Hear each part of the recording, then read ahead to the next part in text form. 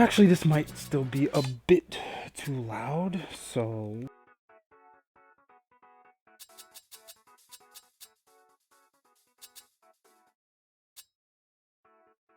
Alright, there we go.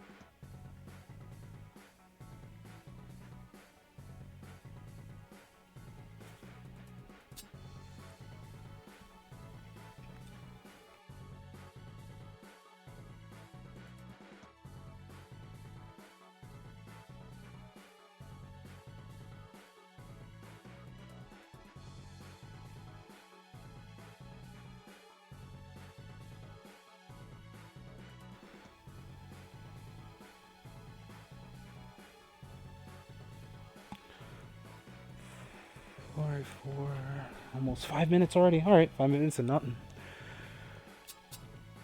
Oh boy.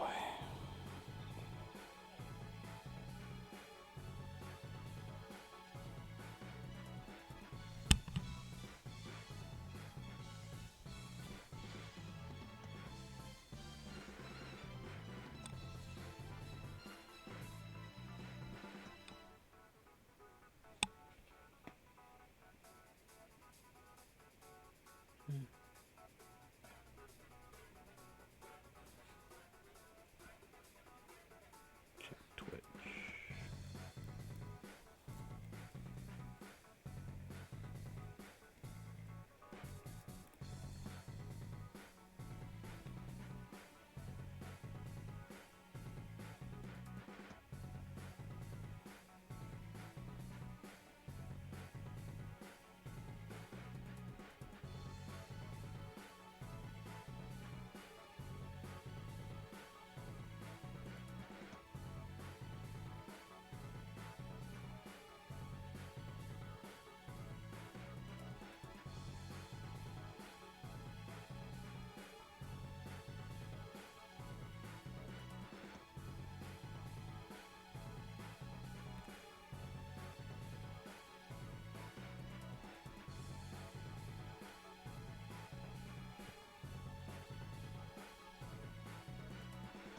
Alright, 6 minutes. Alright.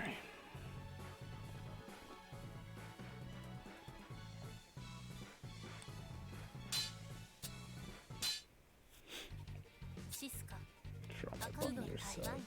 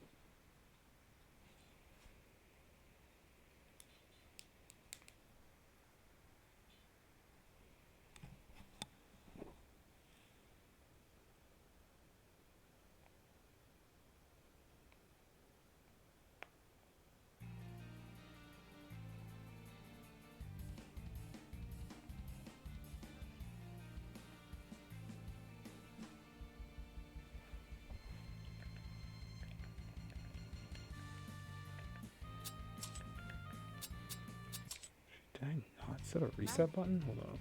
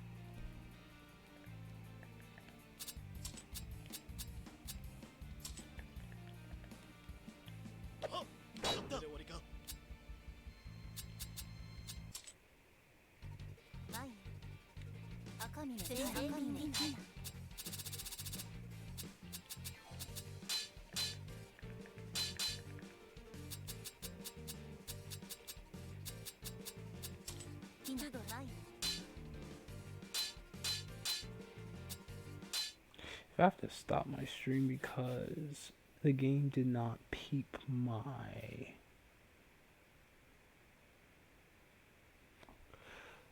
I swear it saved my my reset button. That's funny. Stand normal.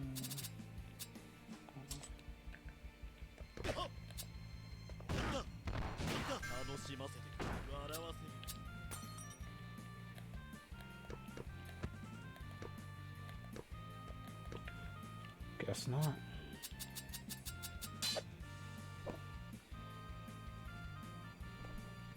Guess I have to close the game and actually boot it back up. That's funny. Ah, boy.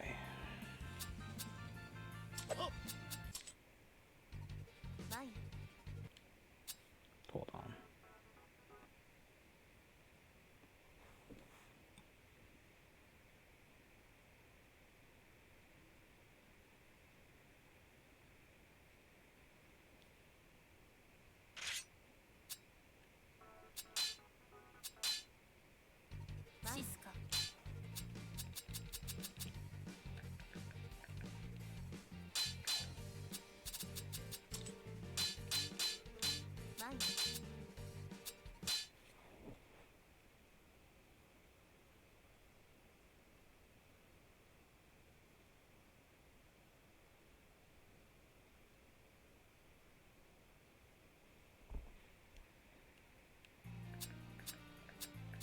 There we go. Guess I'm gonna wait until people decide to hop in.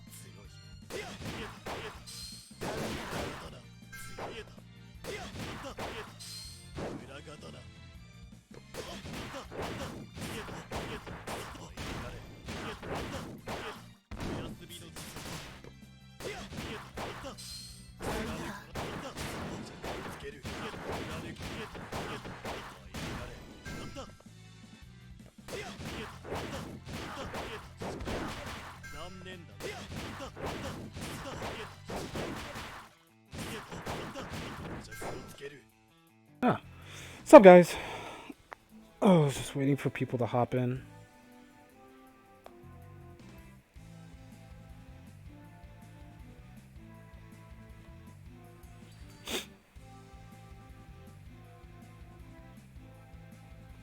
Alright. I can actually go back to character select and start from scratch. People are super down to listen. I should probably turn up the voice. I'm going to be talking over it anyway. You were just about to do a practice piece to write. So I guess you're just going to be in the background? Sure thing. That's nice. I'm hoping your guys' nights are going pretty well. Let me actually go to the color that I play. There we go. Okay. Went for bed actually since 2 a.m. I'm alright. I just felt like talking about this late at night because now would be the only time I really would have to stream because I don't have a spot of my own to stream. I was also playing Tales of Symphonia with friends earlier. My day was a little bit loaded. And then I asked, people said tonight, so here I am. But time zones exist, so who knows. Might make things better or worse. No, because it's in a different Discord art. So I just played like 4-player Symphonia. It was funny. Alright. It is now 11:13 p.m. It's probably 2 o'clock, almost 3 o'clock everywhere else. I feel like talking for 2 hours.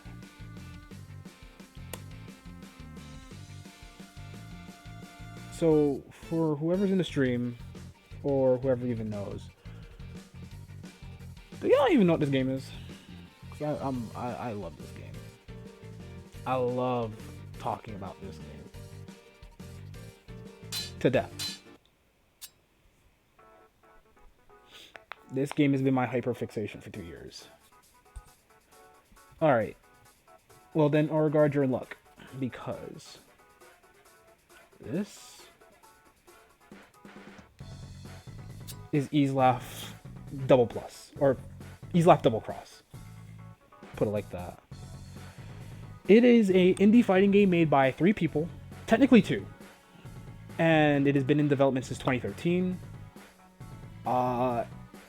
It is the sequel to the first version of this game called Easlaf 1.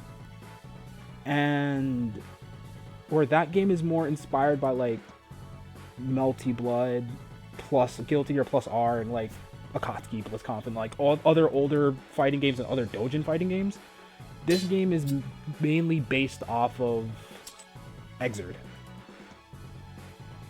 Xrd and BlazBlue. In more ways than one. It's kind of funny. This game is going to get rollback. It has rollback now, but it needs to be worked on. Like, player-to-player experience online is almost flawless. It's kind of insane. This doesn't work yet. Replays are kind of broken. You can play English, Japanese, whatever, etc. Like, you know, your settings. Something this game got after the Evo patches, it actually has button settings. You know, A, B, C, D, taunt, fatal button, which I'll talk about, dash macro, and all that. You even have button macros for your other things. Right now, this is a cast of 8, technically 7, if you really want to argue 6, because Saving Tina's not finished, and Alcott is unfinished. And Serena's sprite is a placeholder from the first game. So I'm gonna just start order. But this game is $5 on Patreon every month. You get a build every two to 3 weeks. Right now the devs are working on fixing the UI, other font stuff, and making the Samurai Fox character.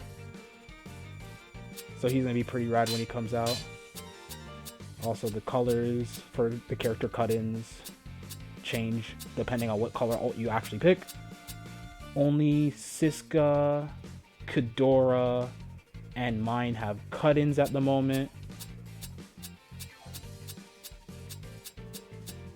So these are all of mine's colors. There's a lot of references you can pull out from there. Just do the mine mirror match.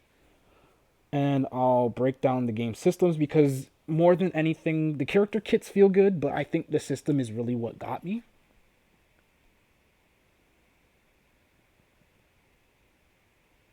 So, let's boogie.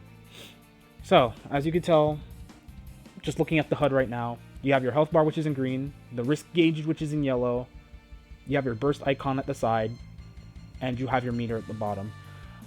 The health bars are partially lying to you, because it's kind of like built-in risk, except not really. It's more of a visual trick.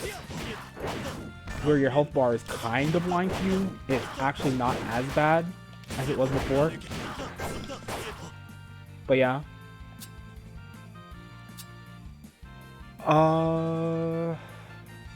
Did I forget to mention, like, this game has reversal options? You know, some games nowadays don't have that, but I digress. How can I describe it? This game is a blend between BB, Xrd, a little bit of Melty Blood, and a little bit of, well, I don't want to say Akatsuki. I probably want to say more Under Night than anything. Which Melty? CC. This definitely has a lot of CC vibes, but more so than anything, it is definitely a Gear-inspired game. Definitely more Gear-inspired than anything. The only thing that gets close are is the combo length, which is a little bit more like BlazBlue, and how Gatlings work. But when it comes to move properties and other small quirks and things, it's definitely Gear. Where can I start? So this is mine. Well, actually, let me talk about everything else. So, Easelaf is a ABCD game. You know, ABCDF is your input. A is lights, B is medium, C is strong, D is not like a drive. Don't think it like BlazBlue. Think about it more like punch, kick, slash, heavy slash, or you know, other stuff that use things like that. And then F is a button that becomes very important later. We're going to talk about that. You have your command normals.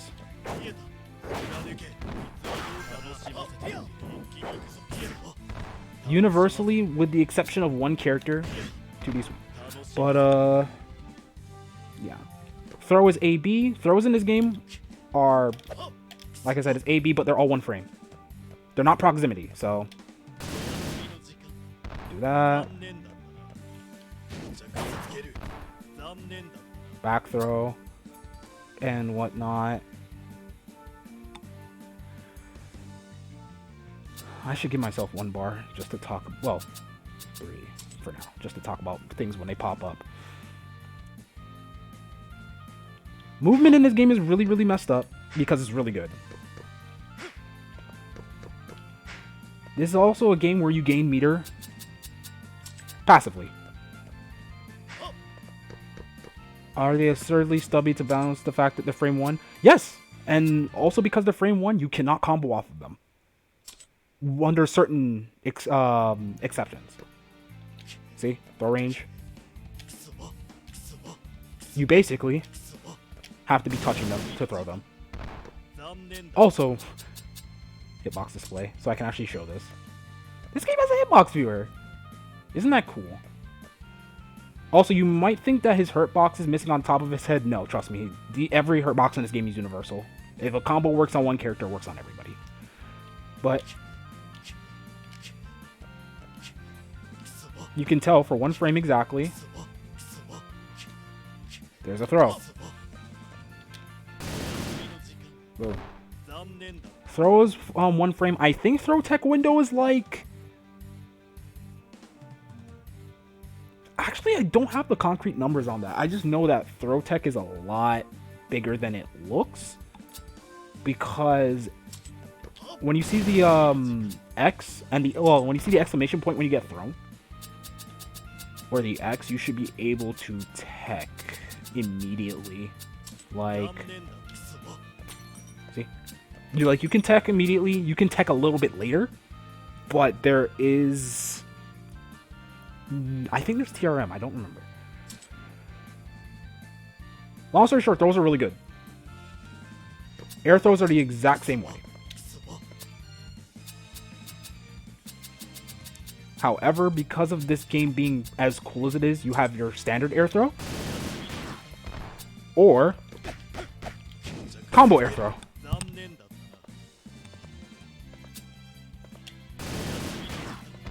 Regular air throws are more have more frame advantage, but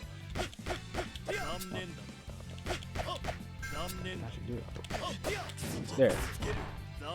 You get more damage for doing combo air throw if I remember correctly, or something similar.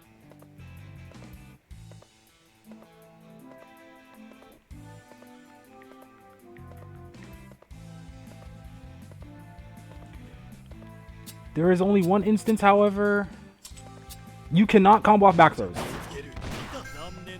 Ever. Back throws are there to get OP.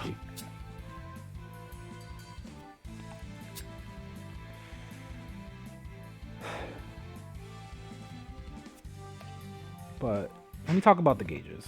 So health is self-explanatory. You see that yellow bar, the risk gauge, underneath the health bar? It's really, really interesting in that it doubles as your guard bar, but it also doubles as negative penalty. I bet you're wondering, what does that mean, and why is it like that? I mean, this game loves forward advancing movement. You gain meter by holding forward. You gain meter by hitting people. You gain meter blocking. You gain a lot of meter when you're blocking. This game is balanced around meter game. And having meter is really important. So this game doesn't like people consistently backdashing. Also because backdashes are broken in this game. The only reason why they're anything considered, well, remotely close to balance is that none of them are frame 1. Every backdash in this game is frame 2. So you can meaty every single backdash in this game properly. Kind of easily, too. Like, mine's backdashes, really cursed. But I emptied out my risk gauge. What does that mean? Any sort of backwards movement from a dash, like air backdash, sorry, backdash, air backdash, and things of the sort, takes away the risk gauge.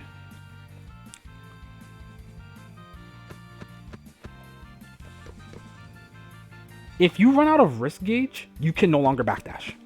You can't even air backdash. You can't do any sort of backwards movement for like 3 seconds until the risk gauge comes back. This is also bad because since it doubles as your guard bar, you can get guard crushed. And getting guard crushed is a free counter hit into what is probably death. So, yeah.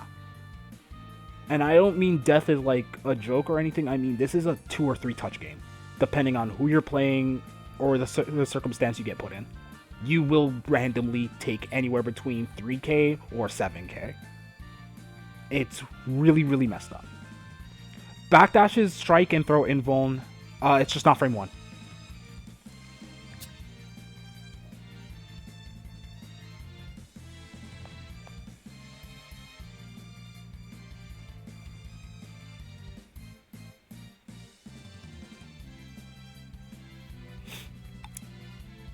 Air backdashes are the same. Air backdashes are also really good because a lot of characters' air backdashes in this game go far. So you take that and you run with it, basically. So movement. Everybody except Siska, technically Cecil, and both Tinas have a legitimate forward run. Even though the Tinas both have a forward run, their forward run is tied to something else. It's really, really, really, really funny. And I'll get to them when I get to them. But let's get back into the systems. So I talked about risk gauge. But yeah, guard break is a legitimate thing. Where if you get caught in a situation where you run out of risk.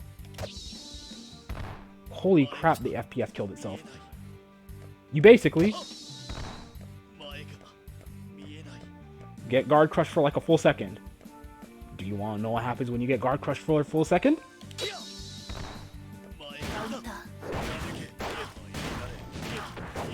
You die. You lose.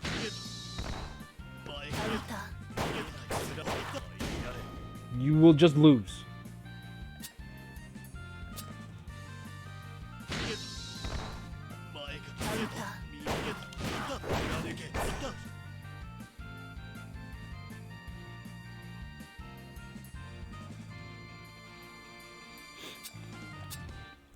Corner mid screen. If you have a resource or anything, you will die. Oh no, well.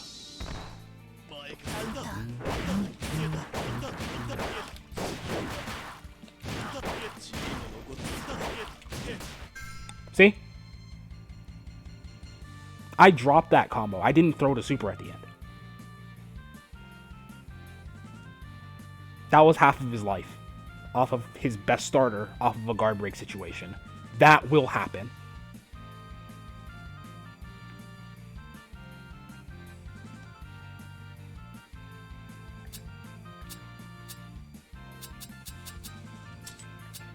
Yeah, so don't be caught like doing this in neutral all the time. It's very, very tempting to do so because backwards movement in this game is really good. Movement in this game in general is really good. Like, super jump, double jump, etc. You can do a lot of really insane movement to avoid certain situations. It's really good. Oh, you could path of peace yourself into a guard break, but you can also, if you know how to manage your risk gauge properly, you can almost, I don't want to say never get hit, but getting hit becomes way harder if you actually know how to move around.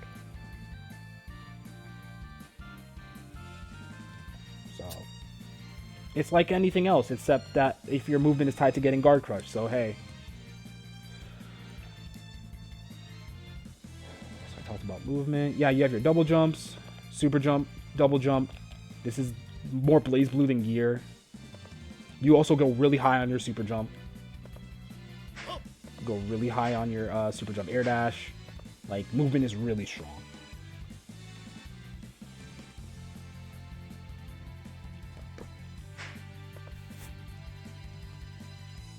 So I talked about movement. I talked about how normals work.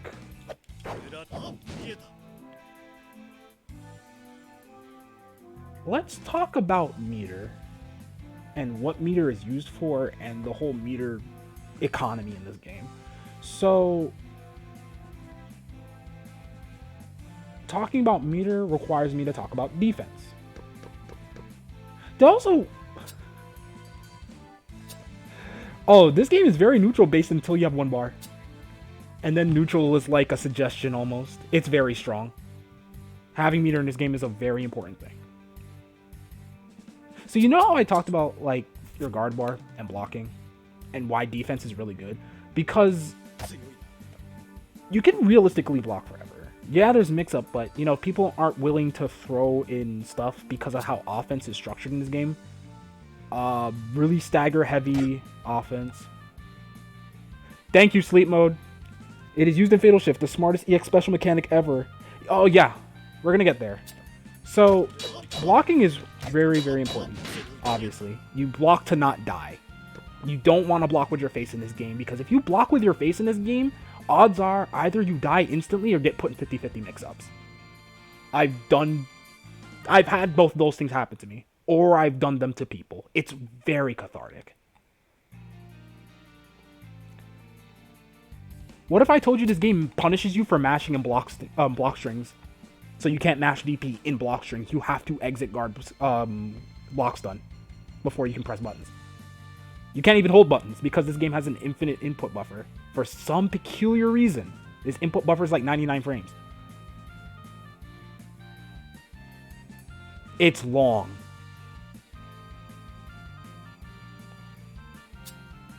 Yeah.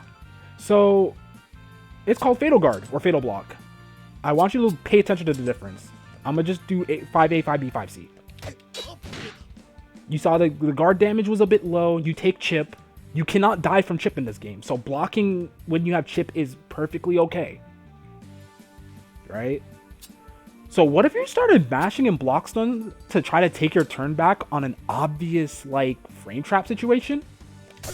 You lose a guard, like you lose a brick of your wrist gauge. If you mash on defense, you will guard break yourself.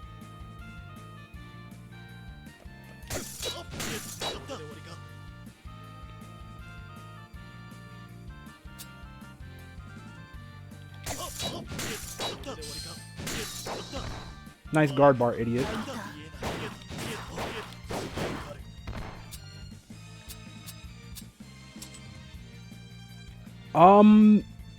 OSs in this game are a little bit few and far in between, but the reason why there aren't as many, like, there's Throw OSs. Throw OS is like the main one still. I'm pretty sure it works the same way as it does in other fighting games, but you have to be a bit more careful, obviously.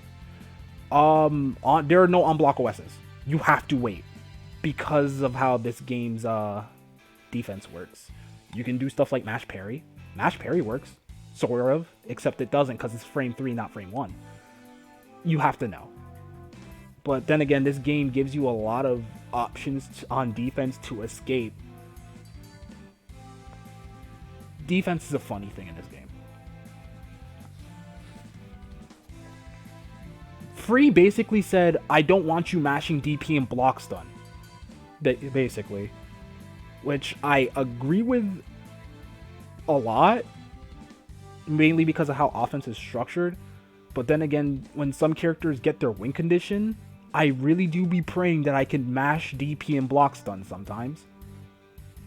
So if there's any gap more than 2 frames, I'm gonna get it. But I get into other things that I'm gonna have to talk about later.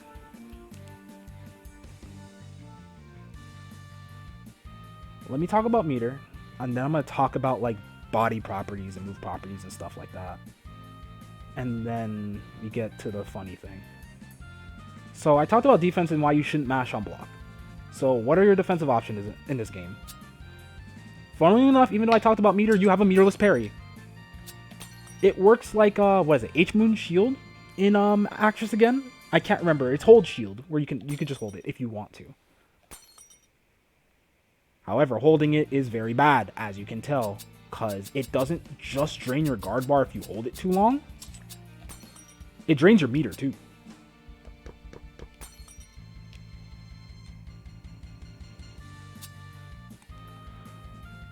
Parry is right now the weakest defensive option. Frame 3 parry, it armors high, mids, lows, and projectiles.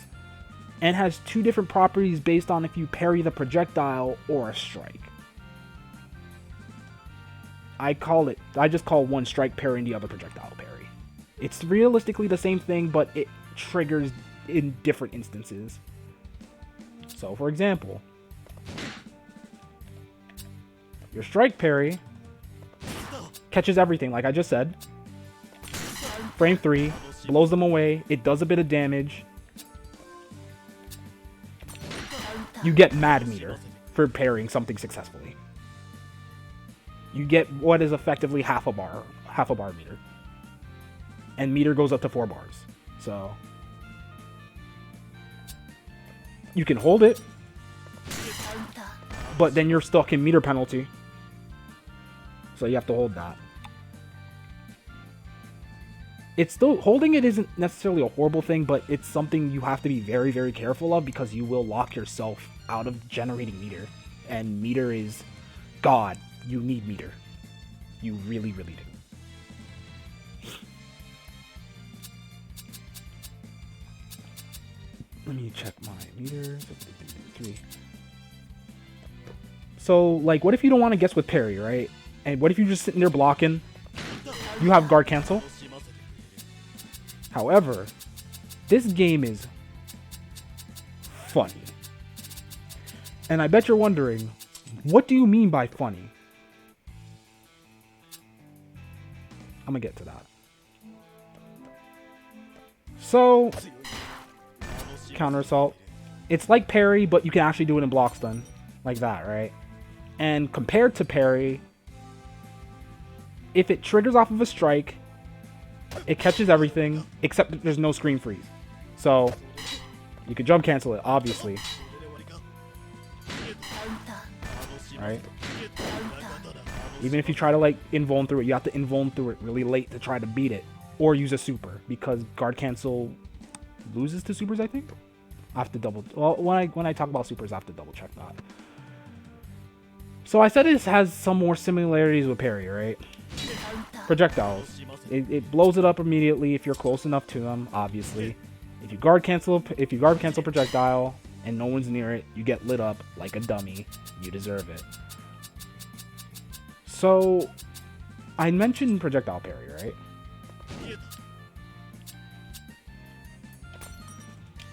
When you parry a strike, there is infinite hit stop. You cannot... Or more like, there's something about the hit stop where you can't jump cancel it. You get stuck. You're stuck in your animation. You can't cancel out of it. You can't do anything. In a patch like a year and a half ago, you used to be able to, like, cancel when you catch the parry, and it was really stupid. This is also when parry was 1 bar. Parry sucked. Parry is still not great, but it's better now because it's meterless. The hold is fine. I still have it too. I made sure to keep some of my older patches because I'm not... Certain things I want to go back and laugh at is really goofy. So, like I said, so strike parry catches everything. You can't, like, jump cancel. You can't cancel anything. When you get hit, you get hit. The most you can do to parry is to stop it before it happens, which is like throwing them. Also... No, you can't parry supers anymore. Or you can. Yeah, you can parry supers now. Contribute yourself as that guy. You could do videos. When the game is closer to a... When the game has more stuff in it, like characters and other system changes, sure. Because, like, the 2020 patch, the 2021 patch, and the 2022 EVO patch are, like, completely different games. I could probably do it, but... it'll take some time because most of it is just characters being unfinished and random patches.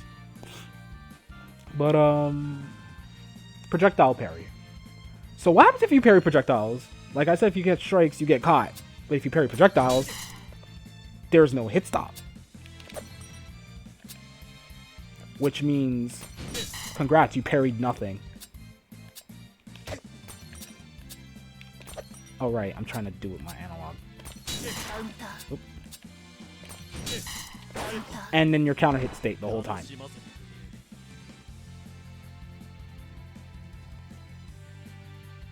It matters because already you can't do wake up parry unless people meet you wrong. But this also means if you try to like wake up parry meaty projectile Oki, you're gonna get cooked. Because you're not gonna parry the opponent, you're gonna parry the projectile. So why parry a projectile? If you're close enough and you get the read, you can definitely do it. If they're far, you never want to parry a projectile from full speed. You never, ever, ever, ever, ever want to do it from full speed. Because then you'll get cooked.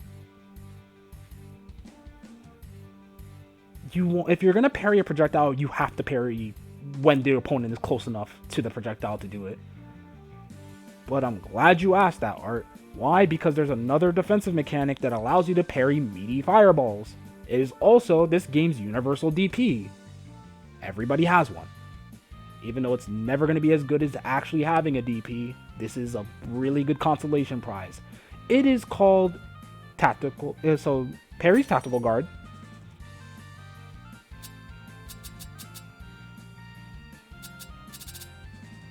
Let me turn on the reversal action, 2BC. Yep. So this is called Counter Boost. It is an 11 frame DP.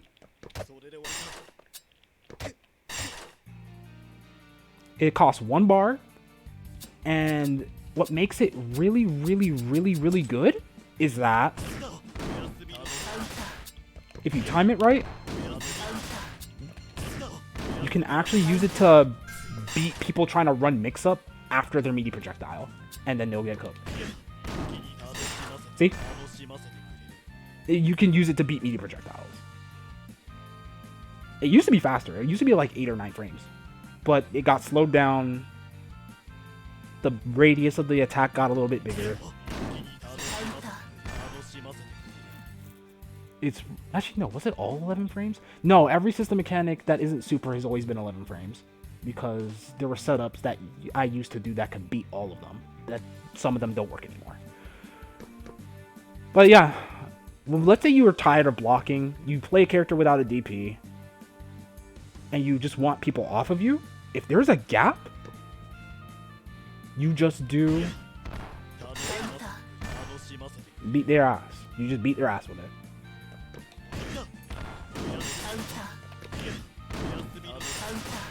However,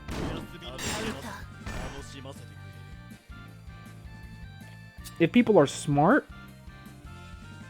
they'll delay it. And if you try to run mix, you're probably going to be forced to block it.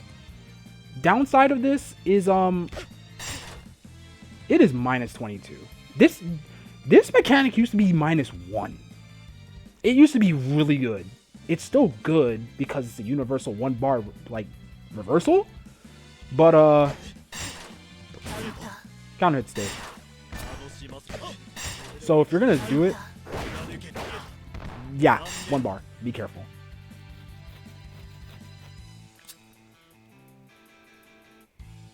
One thing this game has over other games that I greatly enjoy is that... What if I told you you could counterassault in the air?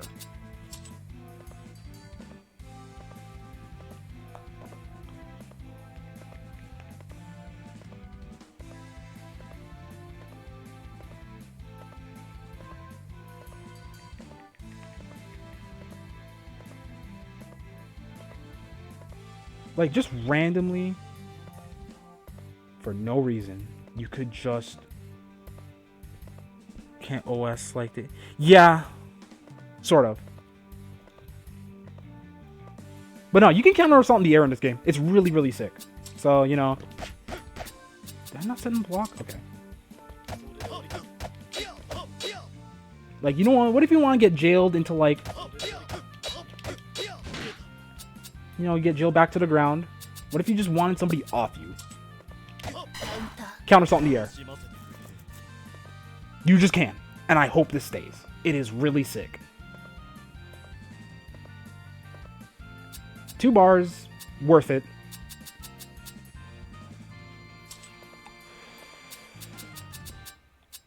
So I talked about parry.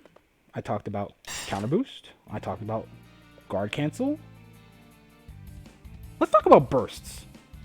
Actually, before I talk about bursts, I forgot to mention one flaw that I think is still in the game about guard cancel. So obviously you can beat guard cancel by baiting it out. You have yet to see me in anything, Papaleo, so you can sit yourself down somewhere. Anyway, how are you doing? So guard cancel, 2 bars, right? What if I told you you could air throw guard cancels? It's a read, but it's an insane read.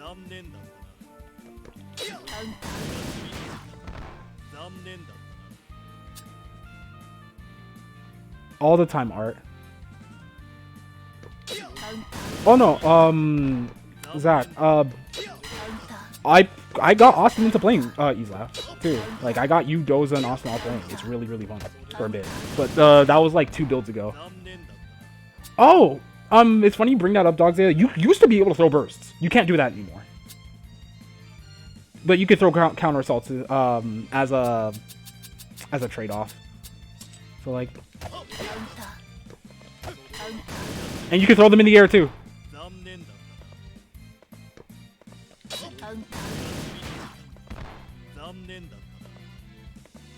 It's really messed up. I hope it stays. I hope it stays. This is so funny. But now I get to talk about bursts. And bursts in this build... Yeah, because you can jump cancel air normals on block in this game.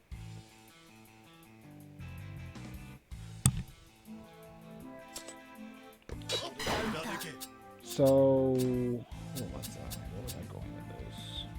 Burst. So... You get 1 burst per round. Why? Because rounds don't last longer than 45 seconds.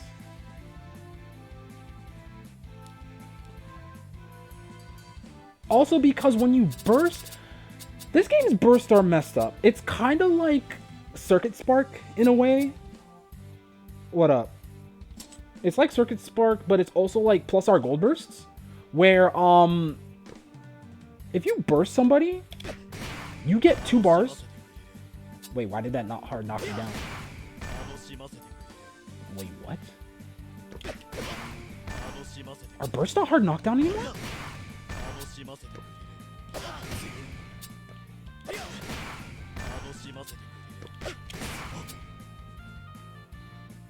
Yeah, so I know one thing is you can't throw bursts anymore.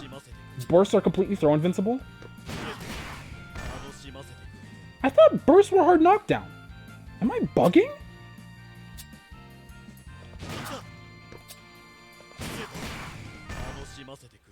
He took that out.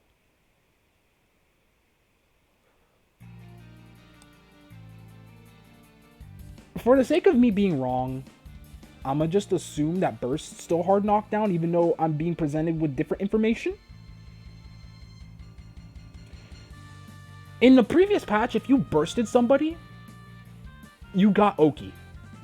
It was like plus R. Like bursting somebody in plus R. You would get Oki off of it.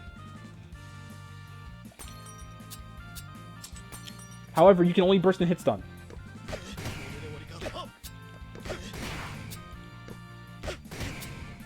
Alright. I'm gonna check something before I say it.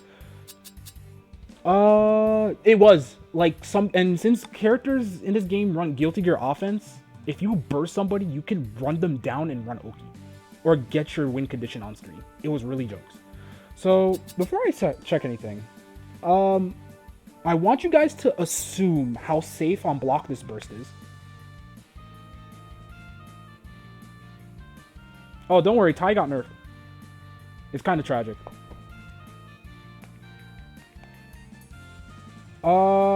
Bursts are...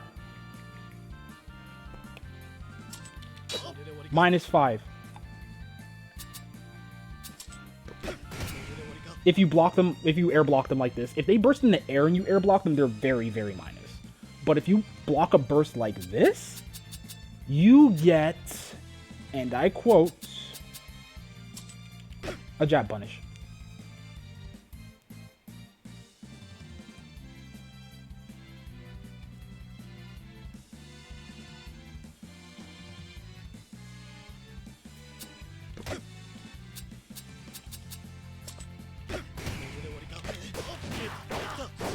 Which is fine. Yeah, jab punishes in this game are like good though. I never thought of it like that, but a meter jab punish is still not only damage. You still get like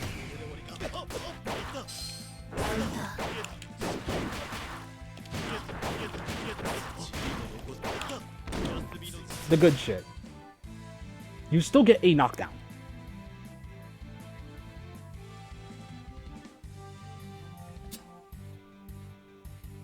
Which is important. And that was super unoptimized. So, the benefits of bursts.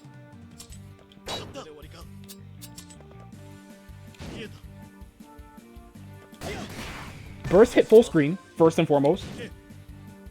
Nope. There you go. So, like...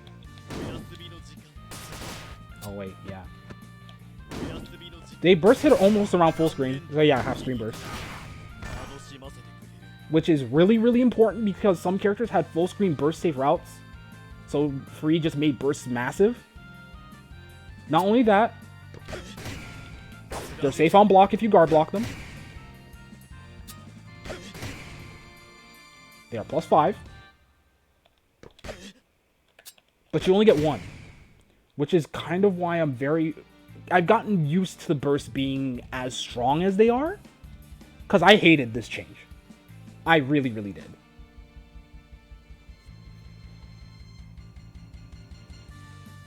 So how do you beat burst? You can't throw them anymore. I love throwing people's bursts in the previous build. It was so sick.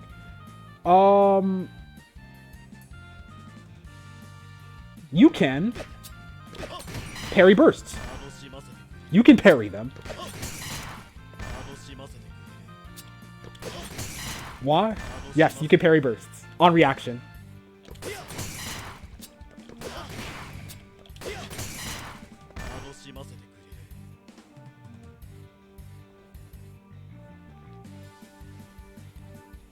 This is the game of all time.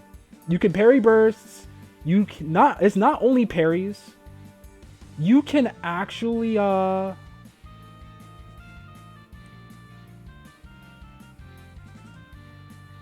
invuln through them. How do you invuln through them? It's funny you ask. It's through this game's really lovely mechanic called Fatal Shift. This game, this is the mechanic. This is the sickest mechanic I've ever used in any fighting game. It's not just chain shift. It's everything. And when I say everything, I mean this is the most mechanic of all time. You can do whatever you want. It's really, really fun.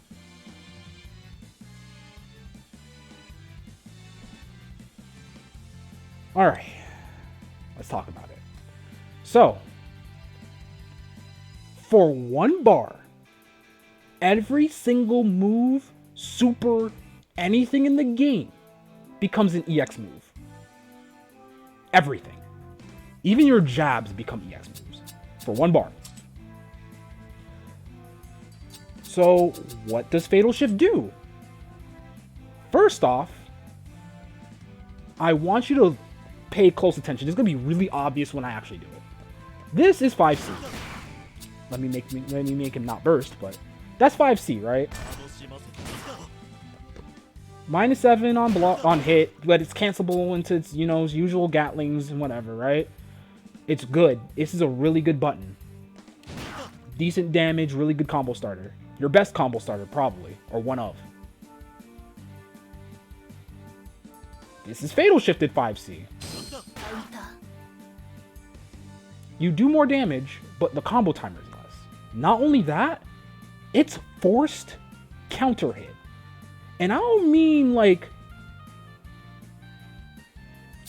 you just get the counter hit. So let's say you start a combo with a counter hit starter, right? You can proc counter hit more than once if you spend bar. Fatal shifts are automatic counter hits no matter where you put them in the combo. Kanji just frame 2C, Azrael doing Valiant. Full charge Valiant, it's the same thing. You can proc counter hit multiple times for 1 bar. That's not all Fatal Shift can do.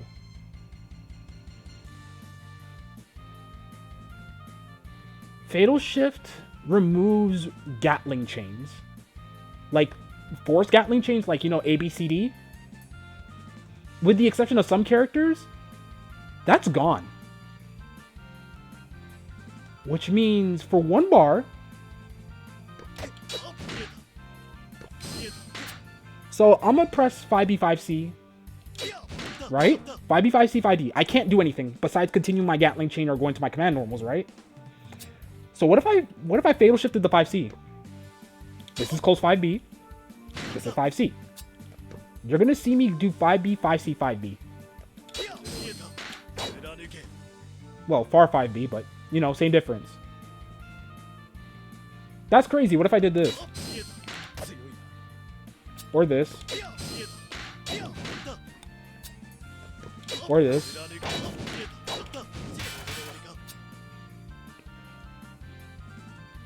Hell, what if I did this?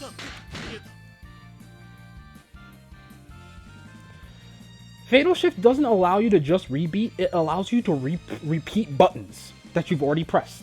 It basically counts as them getting an extra Gatling, or a reverse Gatling, or a reverse beat. You can do whatever you want for 1 bar.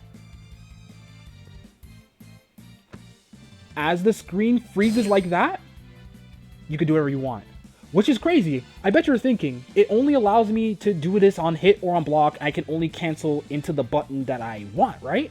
So what if I told you, if I press Fatal Shift 5C right here, you're going to see Far 5B. Would you be surprised? What's up, Serpent? Would you be surprised if you saw it?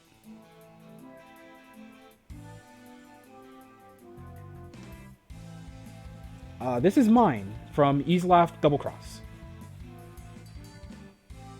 This is a $5 indie developed fighting game made by 2 people and is played by a small community that I am a part of.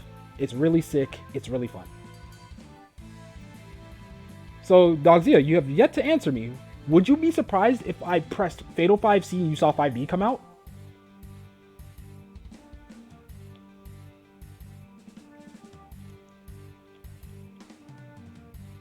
Alright. 1 bar, by the way. So, when you Fatal Shift a button during the screen freeze, under certain circumstances and with a few exceptions, you can cancel 1 button into another on whiff, on block, in general. Now, what if I told you, what if you froze the screen, right? And you said, oh, I don't think I like the situation that I'm currently in. Let me get out. So, you know, Fatal 5C, you don't want the 5C to come out, right? Or better yet, you let it come out. You let it hit. What if I told you you can... Well, this is 5C. You can't jump cancel 5C on block, right? Or on hit, right? Now you can. What if you want to continue dash pressure or something? Now you can, for 1 bar. What if you wanted to get out of a situation? Now you can. Air dash? Now you can. Air backdash? Yup.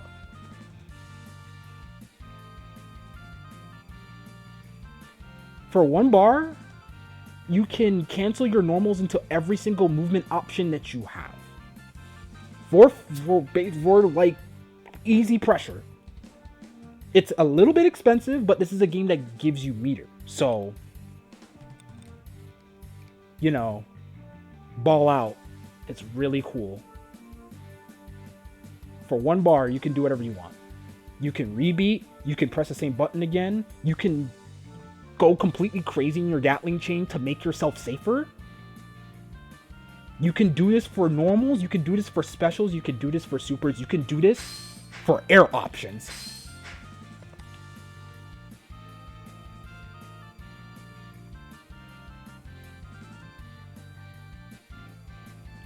For 1 bar, you can do whatever you want. Anything you can think of to make the situation better for yourself, you can do it. I've quite literally fatal shifted my forward dash to get out of situations. Why? Fatal shift is frame 3 invuln until active.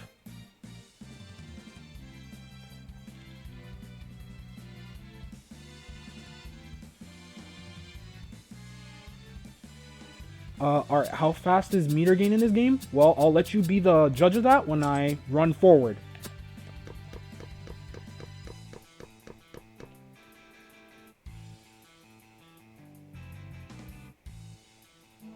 You gain meter passively in this game.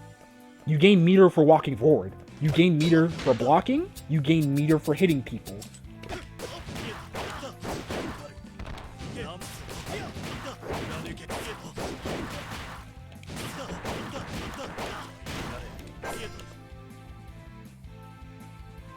You gain meter for everything. Throwing something. You even get meter for whipping specials. There are no exceptions to that. The only way it differs is that there's a differing amount of meter gain rate for different characters. So mine gains meter among some of the fastest in the game. So does Siska. Like, other characters have different meter gain rates, but meter is genuinely gained quickly, as it is spent quickly. Because usually you're going to be fatal shifting a lot, either in offense or defense, to get out of things. You can do whatever you want. Meter is just a give and take. You gain meter for parrying correctly. You can do whatever you want. There is... The only downside is meter cooldown does apply to everything. So if you spend bar, you don't immediately get it back.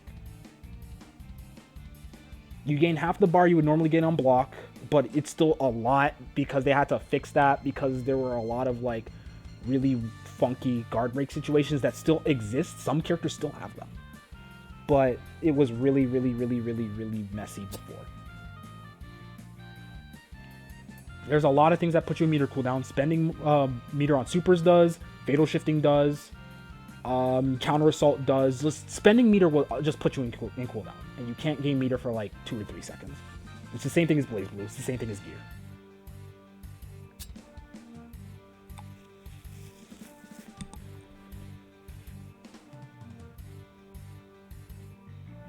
So, Fatal Shift having invuln is important because that is now one of the 3 ways you avoid burst. Because... See? If you read somebody's whole life and you know they're gonna burst, you like do some crazy stuff. And you just go crazy. That's where the freedom is. You can kind of just do whatever you want. And I enjoy that. Yes, actually. I've done it. I've quite literally fatal shifted out of somebody's pressure and pressed a button and beat them. It's really goofy, but I love it. Like, somebody will be like holding you down and then there will be a gap and you'll see the flash and you'll be like, oh. Either you committed to your option or you have to get out or stop. Because since fatal shift is frame 3, invuln, if you mistime the meaty to make sure they don't fatal shift you, you have to be on the back foot and you have to guess. However, the only thing you are not allowed to fatal shift into is throw. That you used to be able to like a year ago as a mix-up, but you have to dash into throw now.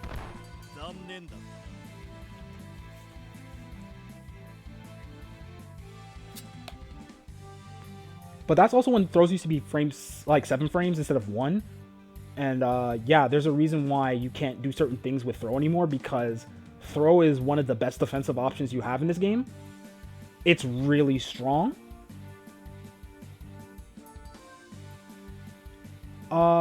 If you get knocked down, there's like 8 frames of throw invincibility. And wake up throw in itself is still pretty decent. So, you know.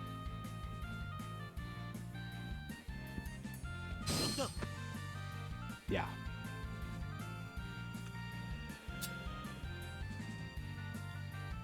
Most of what I was talking about could be wrong about throw and other stuff, but this is still based on like around the Evo build knowledge. Like, I know the system hasn't changed that much. I think parry needs to be buffed a little bit more, because right now doing it in certain situations will just get you killed. It's not a horrible defensive mechanic, but it's not the best. Alright, there's another defensive mechanic. This one needs a little bit more work. It's guard cancel backdash. For 1 bar of risk, you can backdash out of offense. But it's not amazing because you can't press a button immediately on recovery. You will get clapped. Or more so, nothing will happen. You're only forced to block. What you do this for, however, is to avoid high-low mix-up.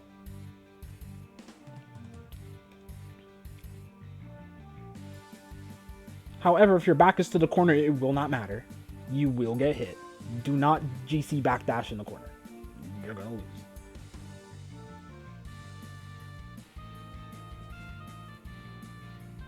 So that talks about every mechanic so far except super.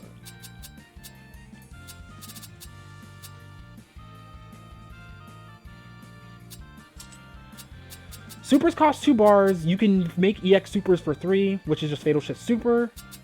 And supers are the other way you avoid burst, because they are completely, a lot of them are completely invuln frame 1 and can go through burst. However, you need to have an invuln super, or else it won't work. See? Supers are usually 214, 236D on the ground or in the air. Are there any counter supers? No, not at the moment. Counter supers in Easelaf would be so funny. So, like I said, you can invuln through them if the super itself has invuln, or if you fatal shift them to give them invuln.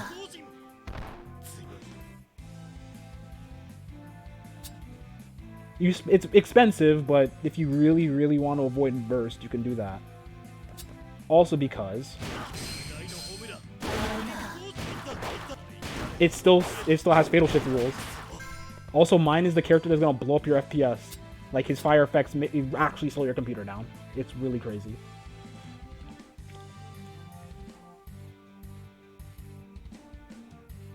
Okie doke, Art. So I talked about all the metered mechanics. I talked about health. I talked about risk gauge. I talked about bar. Let's talk about move properties. So this game is Guilty Gear-esque, like I've said like 7 times already, because this game doesn't have like head, body, foot property moves. It has attributes, like gear. So this 6As are more often than not frame 1 head up, upper body invuln. Not head invuln, just upper body. So anything above the waist. His hurt box is just gone. You have moves that low crush and throw crush. Like, you have moves at high profile or low profile and stuff like that. Like, invuln and whatnot is important, as it usually is, because it'll save you from like getting bopped. There's other move properties in this game, which is called what is it? Anti-air avoidable, which obviously means you can just anti-air them. Some moves you can just jump and then they can't do anything about it. Like, most jabs aimed at the ground you can jump out of. Most crouching normals you can jump out of. And stuff like that. You know, real common sense things.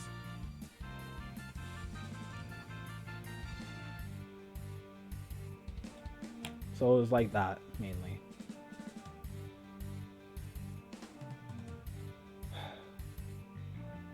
By the way, if you add Fatal Shift to these moves that have invuln, you have invuln earlier, and then the invuln of the move kicks in. Although some moves in this game are legitimately just frame 1 invuln, so it doesn't matter.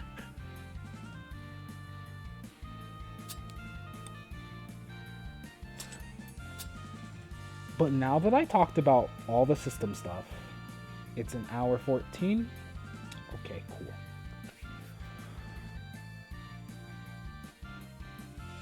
cool. Let me talk about the characters.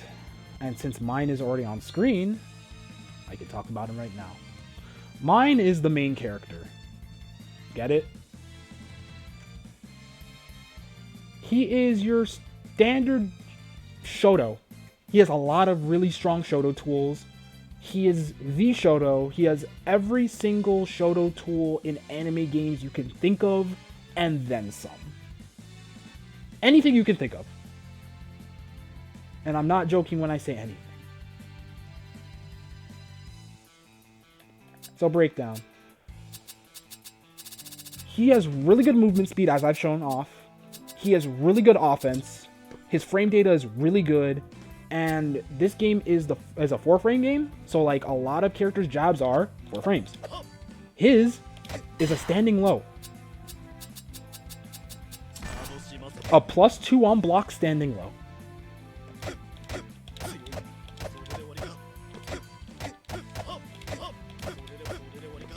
However, like other characters that usually have like +2 standing lows, you cannot chain them.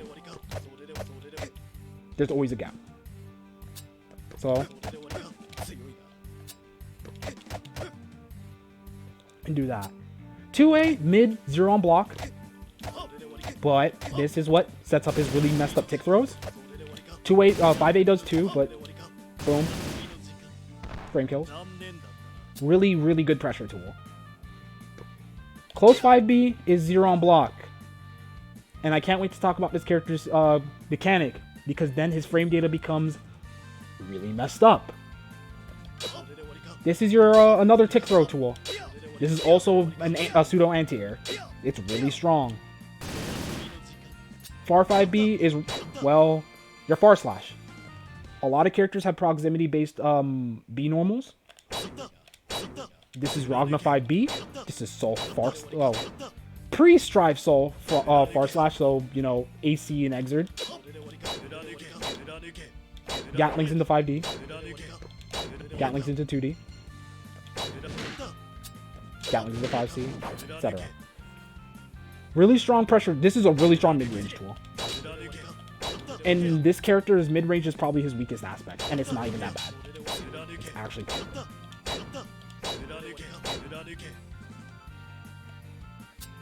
2B, the world's largest low.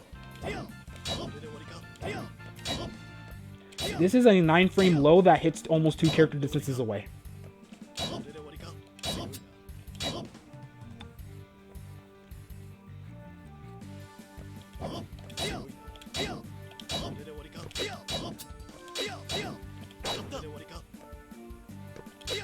However, it doesn't Gatling from far 5B, so, you know.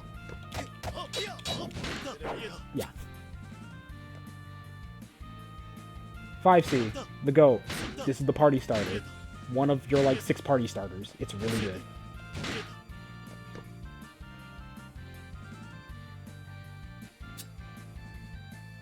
(2D). Guilty Gear sweeps. Every character's 2D except for Kadora. I want to say it's one of the Tinas. Or even then, I might be wrong. I think both of them have 2D sweeps. This is your sweep. Every sweep in this game on hit is hard knockdown because this game forces hard knockdown Oki. It's projectile Oki, like Gear. You knock them down, you set up the orb or whatever you want, and then you run mix. It's really strong. 5D. In previous patches, this used to pull people in. It still does on hit. It's just nowhere as egregious.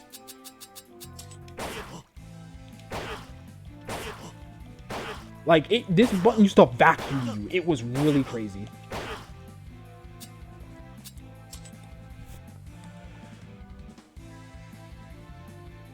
And then everything else is command normals. Before I start in the command normals, I want to say this game has like BlazBlue combo timer. So A normal's 8 seconds, B normal 10, C normal 14.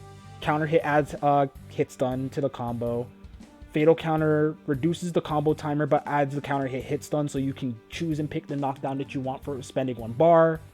You can do whatever you want as long as you think about it. There are a few properties that you need to think about and worry about, but that's also what you need to spend bar for. So keep that in mind. So command normals. Guilty Gear anti-air. Jump cancelable on jump cancelable on hit. Jump cancelable on block. Is there unique gravity? No. There's no gravity system in this game.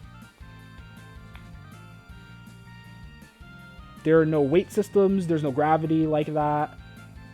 Well, there's kind of gravity, but it's not in the way that you think. It's not weight.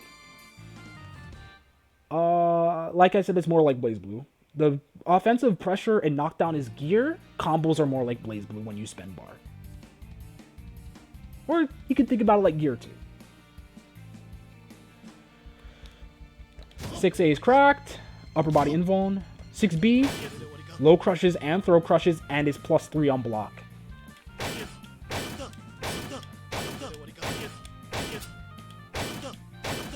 You can tell it's plus because usually plus or super safe on block moves have a different guard sound.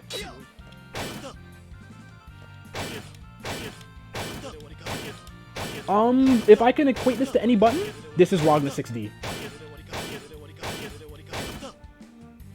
You treat it like Ragna 6D.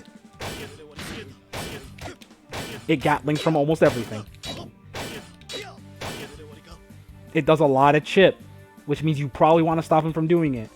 But it's also to help his offense. Now he has charge 6B. Super plus. Leaves down these carpets. We're going to talk about them later. 6C. Leaves a carpet. Something you want to know is grounded normals are air unblockable. Even some projectiles. Which means this is air unblockable. This is air unblockable. This is obviously air unblockable. So is this. This is 6C.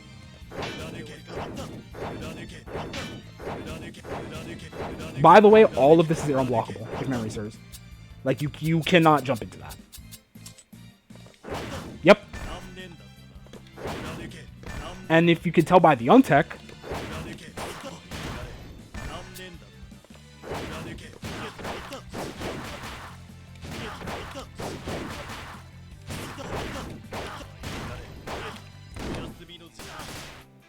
yeah.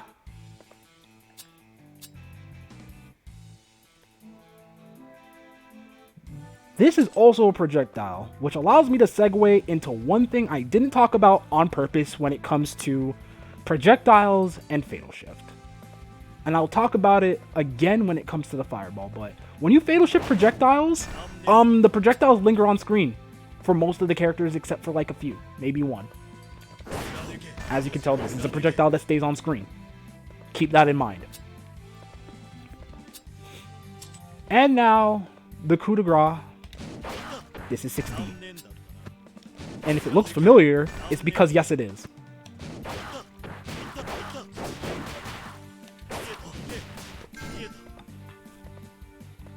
This is the party starter.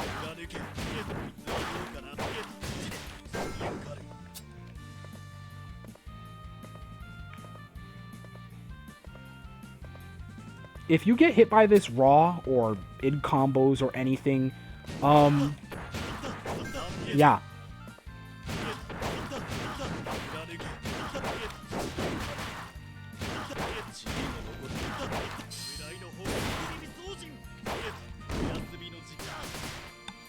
Yeah.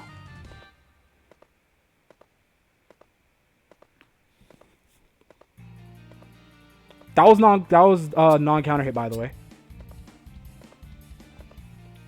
That was just 5C starter. And I comboed into it.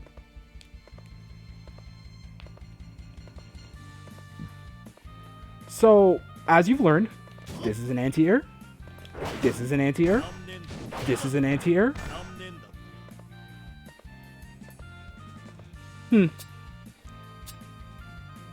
Yes, you die. You lose. So air normals. JA. This is not an overhead. There's only one character with an overhead JA in this game, and it's not mine. It's not Siska. It's not Cecil. I'll get to her when I get to her. JA is really, really good. It Gatlings into itself. Gatlings into JB, which is the Shoto kick, but it's a sword. It hits backwards. It's very good. It's also jump cancelable. It also reverse Gatlings into JA. You're sensing a trend here. That's good. This is Brawlic. So this is JC. JC is actually two hitboxes at once. It's the punch and the sword. If the sword is blocked, it's usually minus. If the punch is blocked, it's plus. And on Fatal Shift, he throws the sword. And it's Giga Plus. If the sword is not blocked when he throws it, it stays on screen as an Oki tool.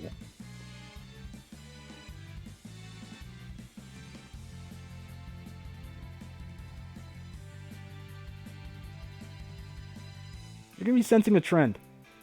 JD, before you ask, considering the type of character he is, yes it does. It is exactly what you think it is.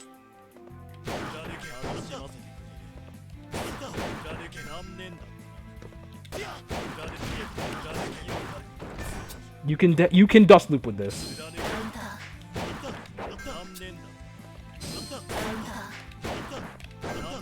It's really, really funny.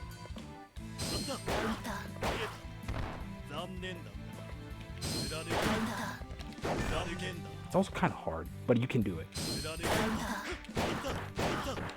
See? You can dust loop with it. If you fatal shift it and it doesn't hit anything, it sticks to the wall. Then it disappears.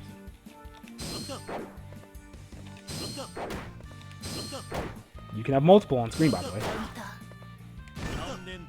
Enjoy your frame rate.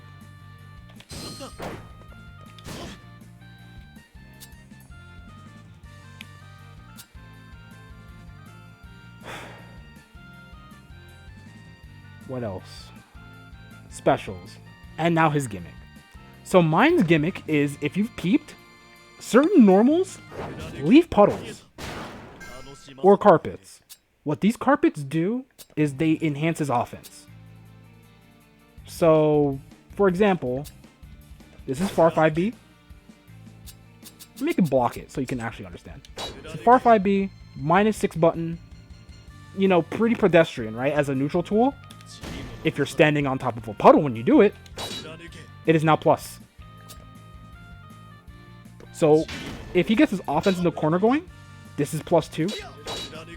That's +5. Or +6. Boom.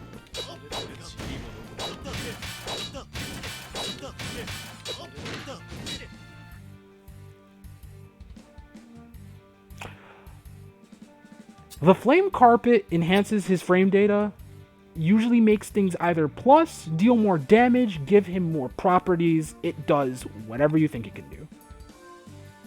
And he has normals that are explicitly done to set up the puddles, as well as his Oki tool, which I'll get into.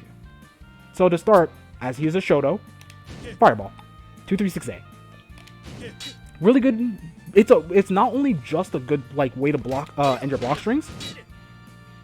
It's also a very good way to hold down neutral, because it just sits there.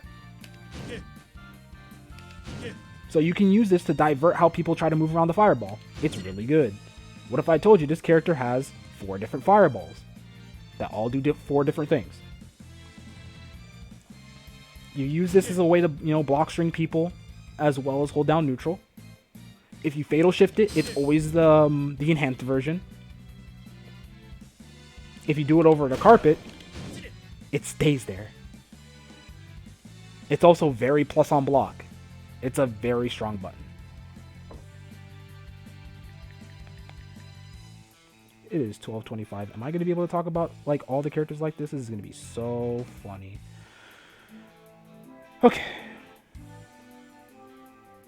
It's Piccolo Orb on crack. I think Piccolo Orb has nothing on this. Also because like air unblockable stuff in that game is not that... It doesn't happen that often. It happens, but, you know. Look at it go. The little fireball that could. Plus 17.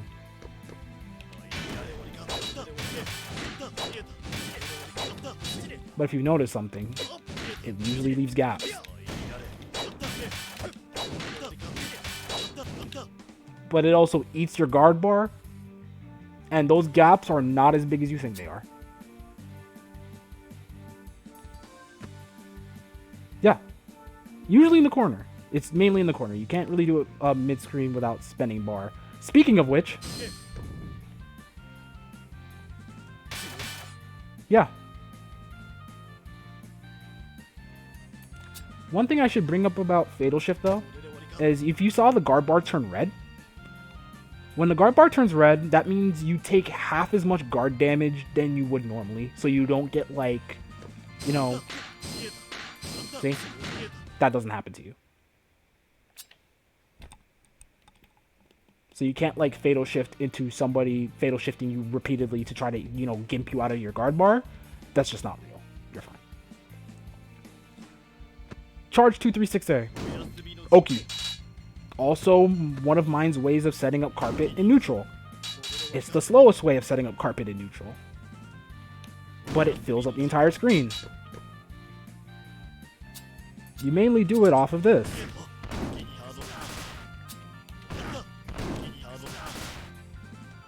Especially in the corner.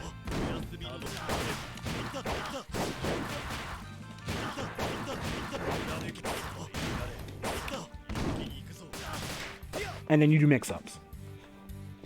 That is the entire purpose of that move. If you want to cheat neutral, you can do the EX version, which throws pillars full screen. As you can tell, EX moves are very, very strong. Fatal shifted moves are the truth. They are the reason why you spend bar in this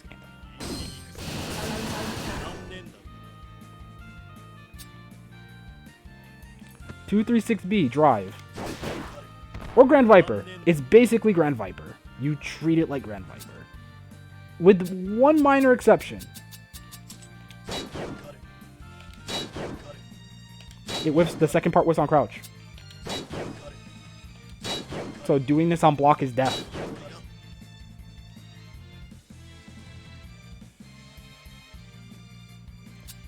But without a flame up,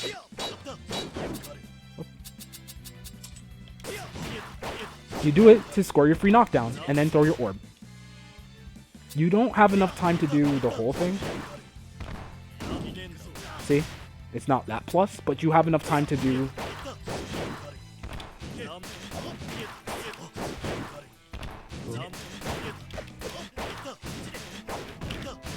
See? You can just... You ball out. You can also do it in the air. This is your air knockdown tool.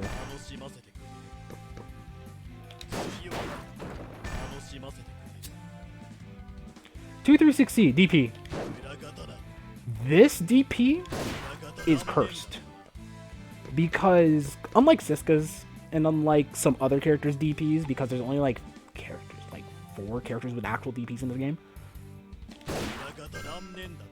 this is the fastest. This is like 4 frames. 4 or 5 frames. No, it's 5. This is a 5 frame DP. The only weakness of this DP is you can low profile it, just like Siska's. However, unlike Siska's, this DP does damage. And when enhanced, does a lot of damage.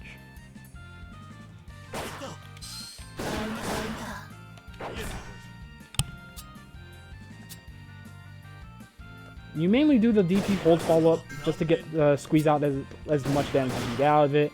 They tech in the air. Hello. You got to hear me ramble because I also see. Huh. A lot of people actually stop by. Also see Fail and Komentoyu in the chat. Japanese players. I want to play them someday. Yeah, the DP hurts a lot. Yo, I'm going in with no script, but I just wanted to talk sweet about this game. I love this game. I like talking about how characters function in this game, so it's gonna be really messy. I apologize.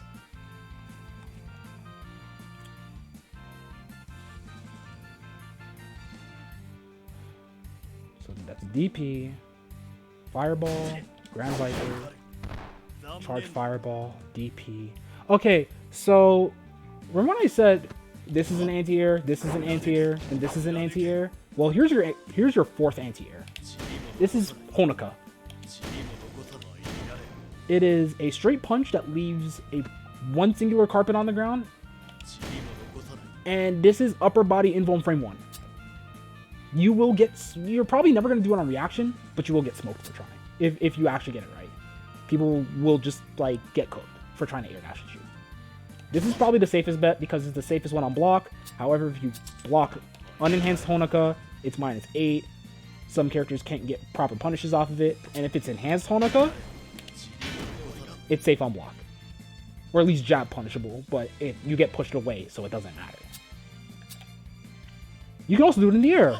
The air version is funny because it low crushes and then becomes an anti-air.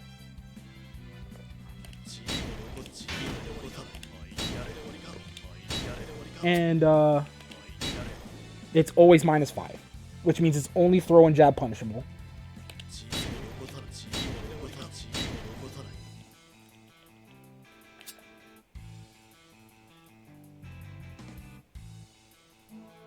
So, remember when I said he had like a bunch of projectiles? This is J236A. This arrow is really cursed. Because TK arrow is good. Air dash back arrow is good. Air dash forward arrow is good. Because it halts his air momentum. And he can continue air dashing afterwards. If you know how to do it. So TK arrow. See? But I bet you're wondering, what does EX TK arrow look like? Well, it shoots arrows in 3 different directions. It covers most angles of approach. And, yeah. It's really strong. Yeah, actually. It's Jin EX Ice Sword back in CS. It is a very strong approach tool. It is a very strong way to keep people out. It's just a good move in general. It's cheating. I love it.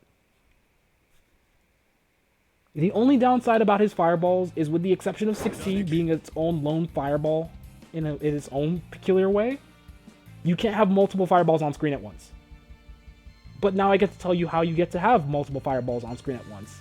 You just can't have the special ones all on screen. In this game, there's something called Fatal Connection, where if you do a projectile into another projectile, the second projectile is automatically enhanced, but you lose cancel options. What do I mean by that? 236A, right? If I enhance 236A, I get to do all my cancel options and stuff like that, right? Oh wait, I forgot to talk about a mine button. This is 2C. This is an overhead. This is a safe on block overhead. If it's enhanced, it's plus. Good to know. Yeah. Imagine being a Ragna player and you do Blood Scythe and then you didn't block it overhead and you got cooked. Have fun with that. But yeah, Fatal Connection. See? This is Fatal 6C. And this is Fatal Fireball, right? So what happens if I Fatal Fireball into 6C? Or if I Fatal 6C into Fireball? Both of them come out.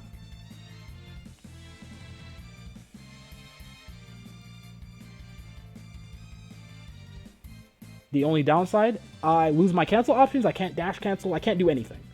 But both projectiles are on screen, which is important.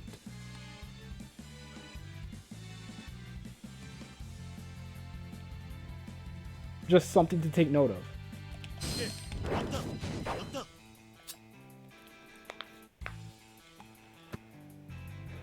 What's left? I talked about the anti-air, I talked about the fireball, I talked about Grand Viper, I talked about DP, I talked about air fireball and charge fireball. Right. So, with a character that already has EX fireball, or EX arrows, which is really strong as is, what if this character also had a way to fight zoners really well? Say you you know you're fighting a zoner and you're stuck full screen and your inner hide player jumps out and you do Shadow Scare. This is 214C. It is very good. It's plus, if you do it in the corner, it doesn't go off screen. EX 214C has a dead zone, but 3 pillars, if you do it in the corner, it stays on screen. Holy hell, that's a lot of guard bar damage.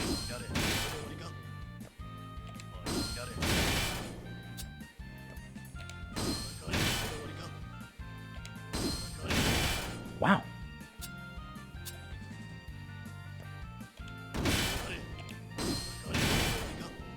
Super plus. Fatal Connection. You can dash cancel it. You can do everything. It's really good. This is a way of stopping zoning. You can slide it into pressure.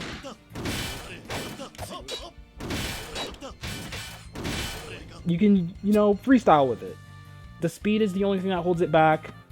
It's not amazing in combos, but it's pretty alright. I have to retest that though, because I know before it was way better. I could be wrong.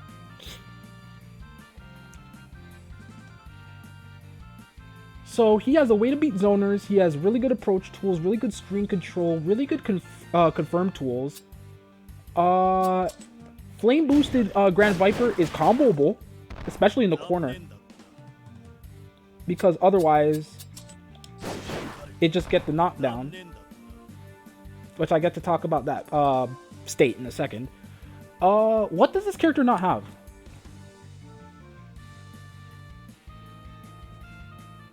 I'll wait like 5 seconds before I answer that.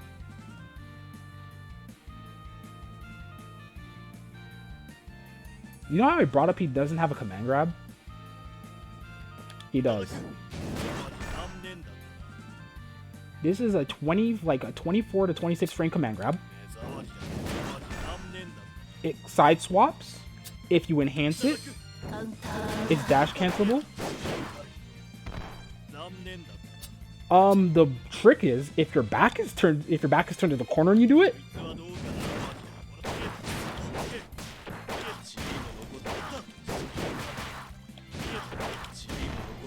yeah, he has everything. It's cool. He's cool. He's really sick.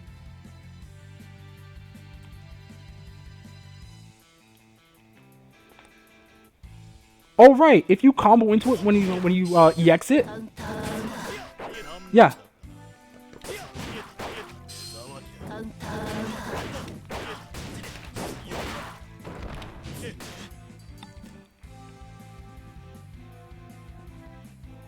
Really cool character. I love him. So that's every single special. Now supers. 236 Super is one of my favorite named supers. It's called Cremation Blade. It is a full screen projectile. Think of it like a Dragon Install Tyrant Rave, except if Dragon Install Tyrant Rave actually hit the entire screen. It has 2 different hitboxes. Just a projectile, or him punching you. This is not the reversal. This is just your anti-zoning super. Yeah. EX Cremation Blade is funny because it always knocks away. In a previous build, it used to wall stick. I don't think it wall sticks anymore. Nope. It is a really good way to tack on damage at the end of your combos.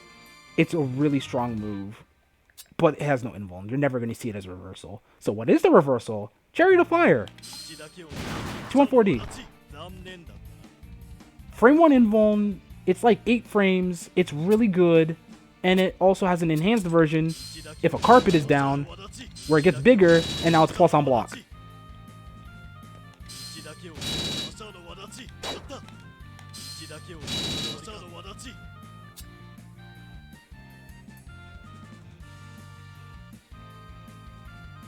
It's also a really good combo tool.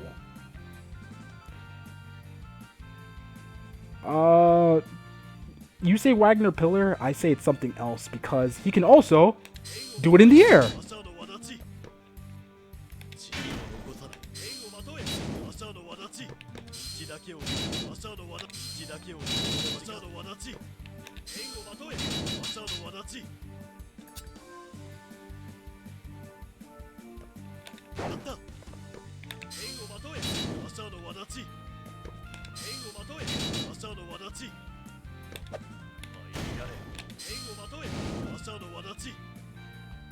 It's also invuln in the air. It's really strong. You know, I never talked about EX Chariot. EX Chariot is very, very, very funny because not only is it still a reversal, he throws the projectile at you.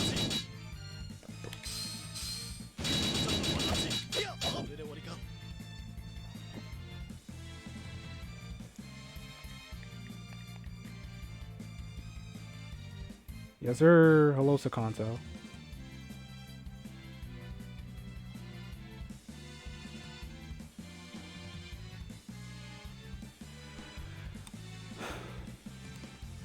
His chip damage is really good. He also has guard break setups. It's really strong. By the way, EX Chariot in the air does the exact same thing. He still throws a fireball at you.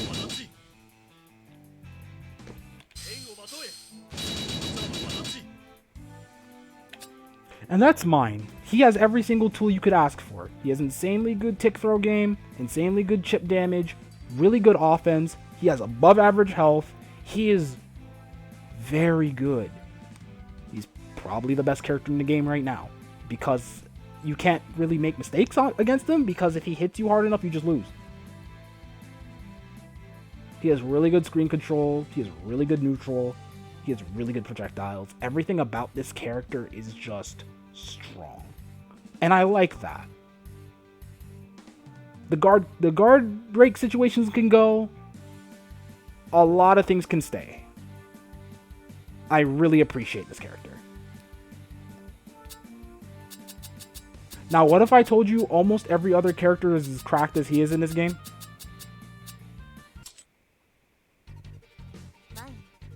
Some of them need to be buffed. Looking at you, you need help. You need some help, sweetie. He's cracked, she's cracked, he's not done, she's kind of messed up, she's very messed up, she's very cracked and unfinished. She's... I'm gonna talk about her later. Alright, so we have Fire Guy, so you already know where this is going. Also, all of his colors are really good. Also, he has his own theme too.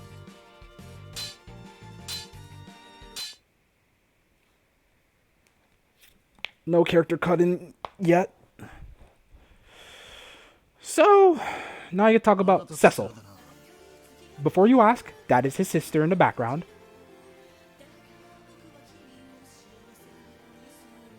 He is the ice guy. Cecil is unlike any other character I've ever seen. He's Ice Luigi.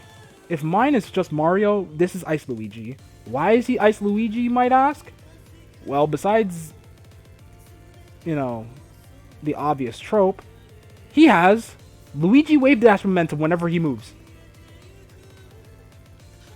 Holding 6 or holding 4 is a walk that forces him into sliding momentum. Holding back at any point reduces his guard bar, mainly because his shimmy game is insane.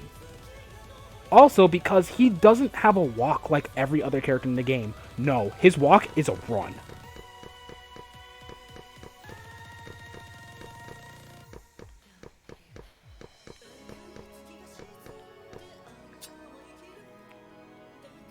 If you up back, it's the same thing as holding back on the ground. It takes your guard bar. And unlike every other character in the game, Cecil has no air dash.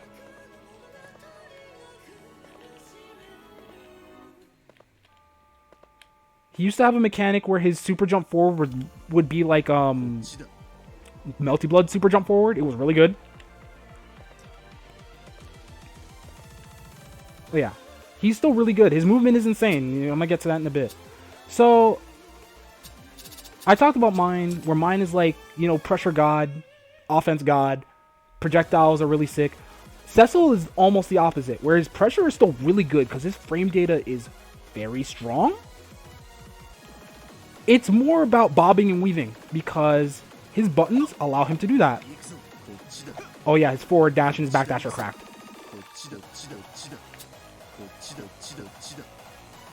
As you can tell. Oh, no, his team is godlike.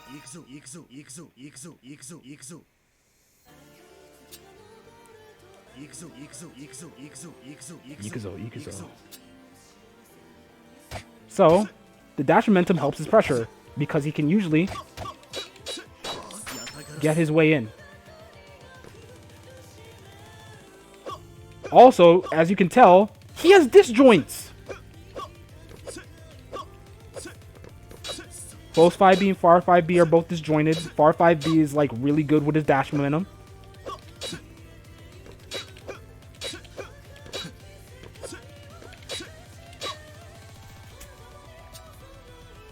Five A is a really good standing anti-air. 2A it's a pretty good mid. 2B is messed up because, like mine, it is a low that hits far. Unlike mine, he can slide into range all the time. Also, this move has, like, almost no recovery.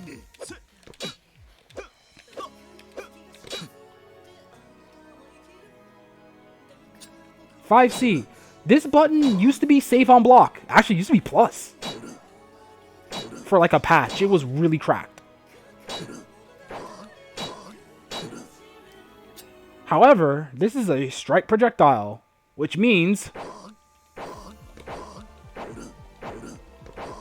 it's active.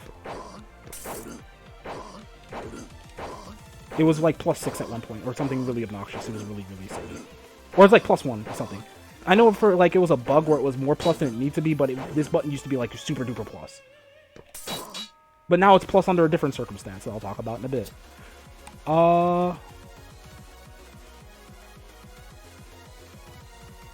5D is a 2-part button. Boom, and all that. Cecil has several gimmicks though. One being the fact that he can't air dash, which like I said, I'll talk about that, but Cecil's other gimmick is that he can dash cancel all of his buttons on the ground.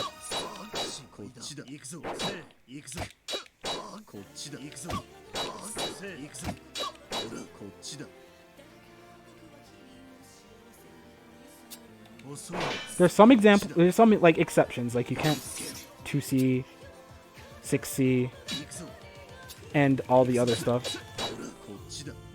But yeah. 2C is an anti-air, 2C has a charge, where if you charge it, it's not only plus, the projectile stays there. 6C. 6C is really funny. If you block 6C hot, standing high, it's -3, which means you only get a throw punish, because it can't get into anything else, it can't even be dash cancelled. However, if you crouch block it, it's plus.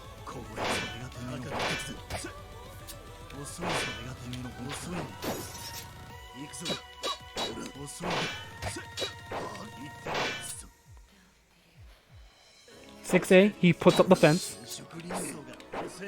6B. Alright, this button is really funny.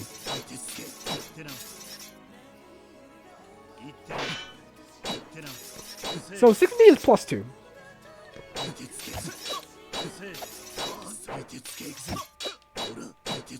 You can't dash cancel it, but it is a 2-part move.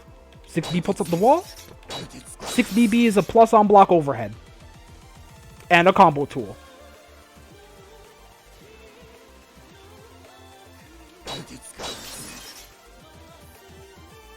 So, like, this is just a mid.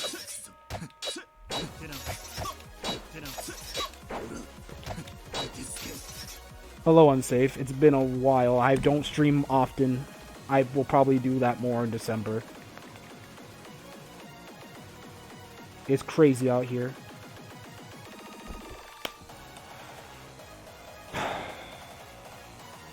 "2D is 2D. Yo, you think he's suspect? That's crazy. 2D is messed up because Shimmy 2D is really goofy, etc.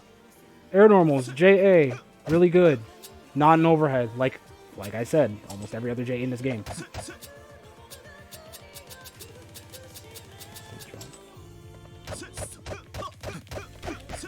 See? But it's really good because it's out there.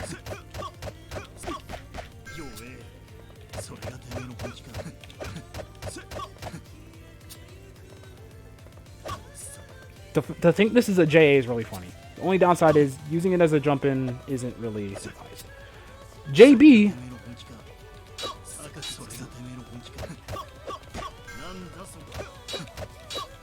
JB is the same thing, reverse Gatling into JA. This is a very big button. You don't want to mess with this button. But it's mainly combo filler.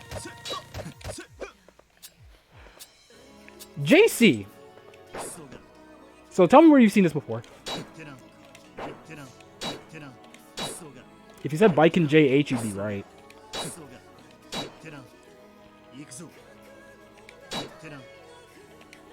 It is active until it hits something.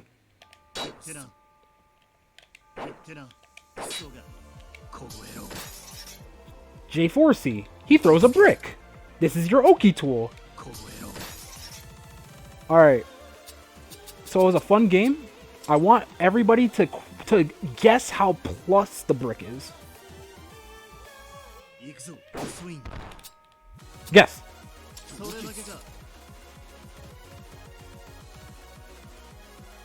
Alright, plus 10. Alright. Plus 20. Alright, we're getting higher. You sure? I'll give you guys one more chance to guess again.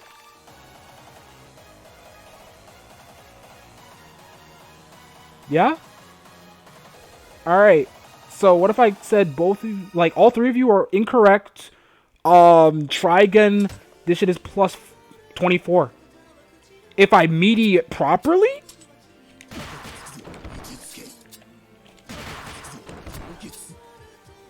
Guess.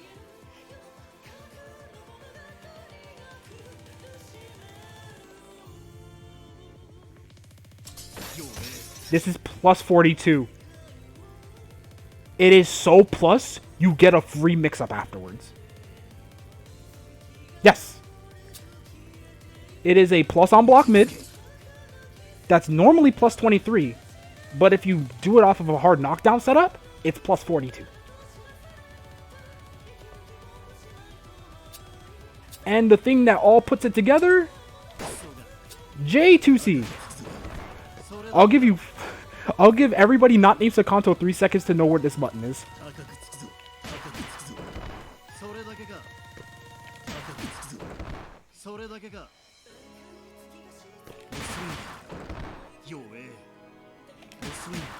It's not just arc. Yeah, you already know. Unsafe, you already know. It's work J2C. Which is why it's basically work ring.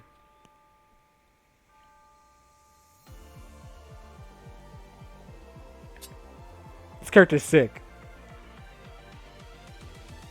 But, I hope you've noticed something that I haven't talked about his D normals that isn't 5D or 2D.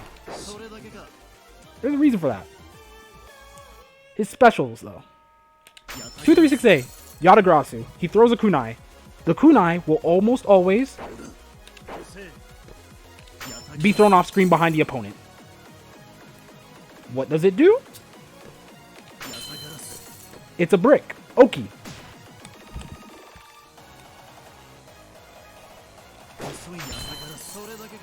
You quite literally push people into it. And it's super plus. But what happens if you throw the kunai at a wall? This is my favorite part. If you throw a kunai and you're cornered, it sticks to the wall. Then it slides down.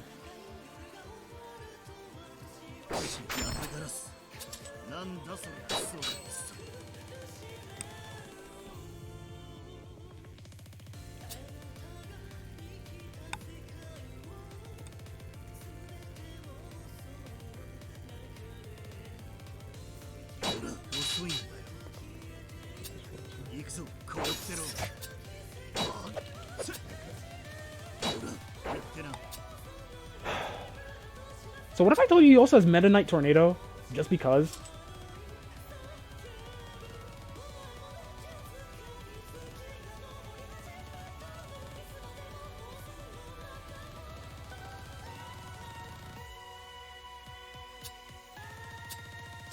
So 236B is a frame 3 DP.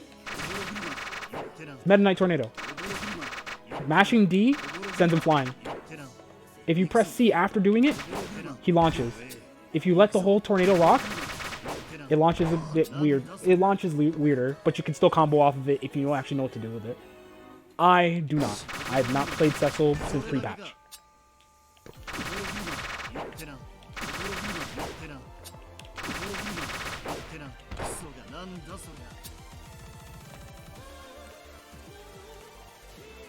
He actually doesn't have that many specials. So you'd think. 236C is a 2-hit attack. He launches and then kicks you. The kick used to be an overhead. I don't think it's an overhead anymore. I haven't tested since. Nope, it's a mid. You can duck the first part. Block the second. So -6. If you fatal shift it, the icicle stays out. You can also use this icicle to combo it mid-combo. It's really cool.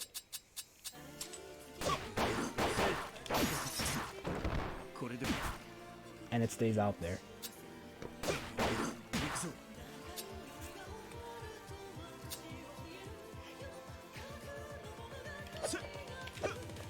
He has tornado in the air. He doesn't have J236.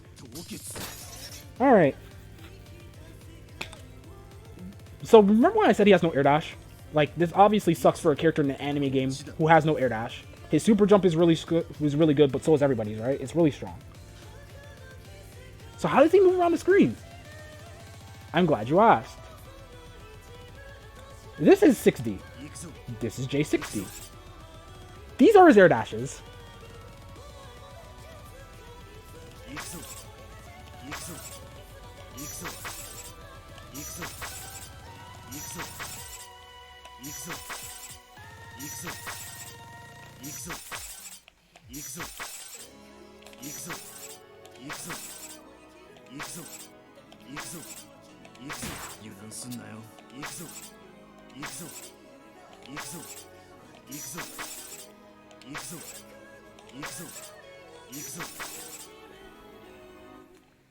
So these are invuln a bit on startup.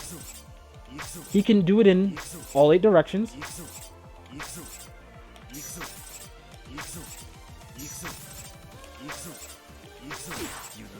You could double dash.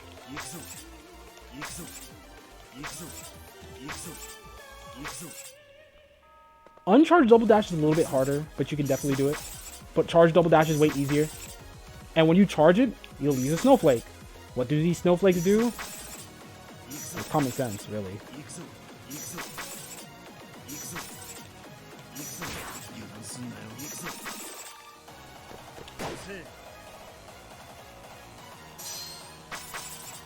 The snowflakes last longer. On Fatal Shift. But yeah, this is Cecil's way of moving around and leaving something on screen. So it makes approaching him when he's doing this way harder. So yes,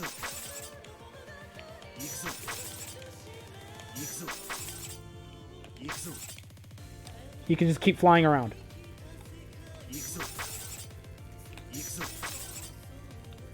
This is also not just an air dash. This is an attack. Charging it does more damage. It has more hit stun.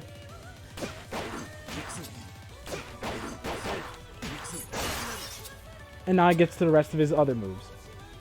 So when he goes into the hunched over stance, so 6D or any like charge direction drive, not drive, the D button, he enters a stance. This is his, if I can equate it to anything, this is Hazama stance. Whenever he does this. So on hit or on block, he gets access to different follow-ups.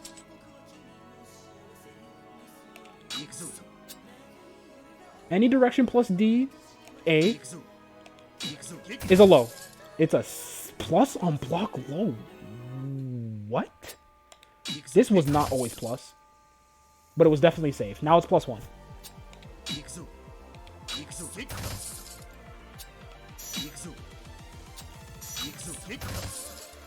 Boom. If you hit it, it forces them into No Pursuit. No Pursuit is a new state specific to this game and the Evo patch where if you hit somebody with certain moves, they are deemed completely invincible when they hit the ground. So it ends your combo. But there's a reason for that. It just gives you Oki. A lot of No Pursuit moves give you Oki. So yeah.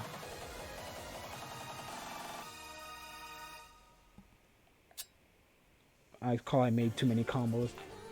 They had to stop me. They had to stop a lot of things. However, the rule is if you spend bar,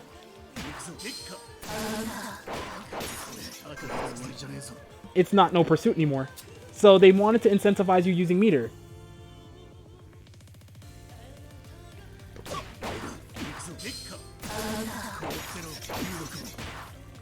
See? You can do stuff like that. Things will just randomly hit backwards too. It's really sick. Next follow-up. B. This is Hazama Flash Kick. In every way, shape, and form. It's jab punishable, but it's also really hard to punish. If your back is to the corner when you do it. Did they change that? They probably changed it. Because this used to like send you flying. Especially if your back was to the corner and you did it.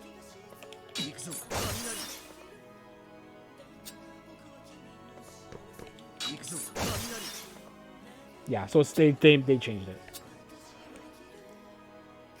Combo filler, DP, it stops people from up-backing. It's very, very good. Especially as a starter. So, like...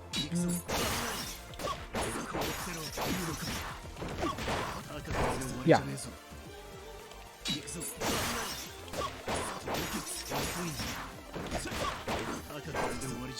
You can do random stuff like that. It's really sick.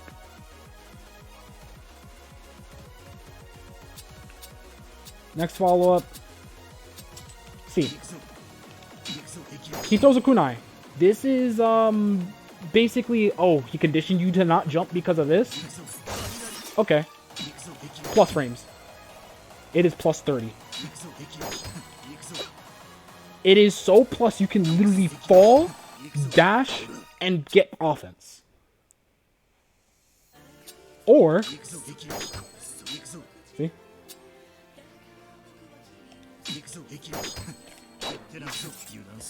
You get mixed up.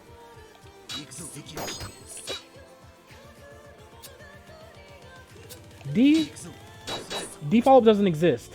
However, what does exist? 4. If you do 4 when you do a dash, he stays in place and gets free mix-up. And it's plus.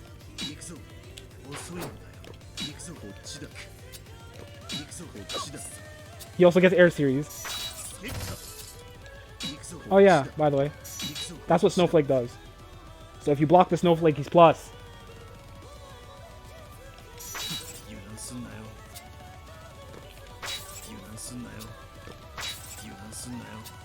If you charge it, it's plus.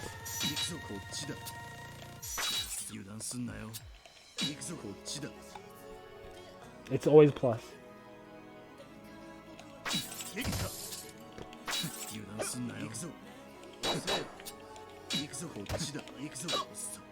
So you can do whatever you want. That's it for specials. I'm pretty sure they're gonna add more, but for now, Cecil is effectively done. Supers. 236 super is not invuln, but it's your combo ender super. It's pretty good. Fatal shift it. Does that. It's pretty good. 2 on 4D, however. So, if I remember correctly, Cecil actually has no metered reversal, which kind of sucks. 2 on 4D is invuln after flash, not before. And if you get hit by this, you lose.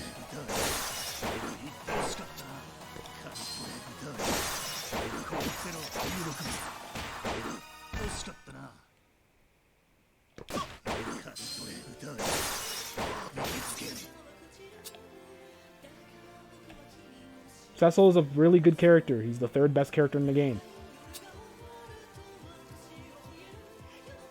That's kind of it. He's very strong. I love Cecil.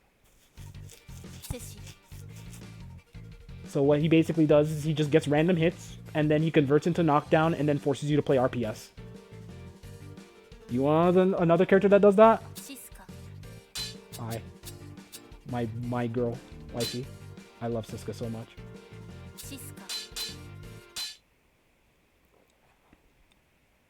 I don't want to turn this into the, hey, maybe you should probably tone her down type thing, but I'm gonna say it anyway. I think this character is very close to being the best character in the game because they keep buffing her. I've gotten this character nerfed a few too many times.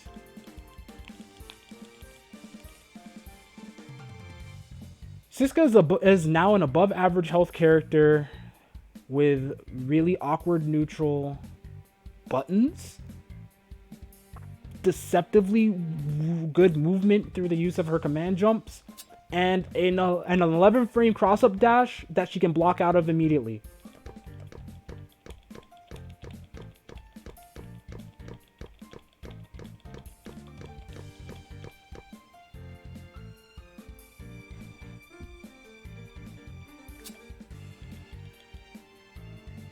I've gotten her nerfed, and then she kept getting buffed for some reason. Now she just does way too much damage for what she's supposed to do. I don't like it.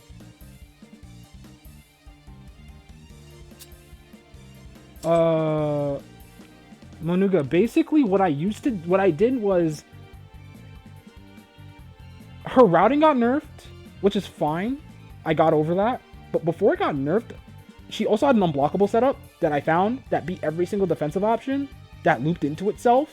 That was a frame perfect left-right mix-up. Yeah. They also took out my safe jumps.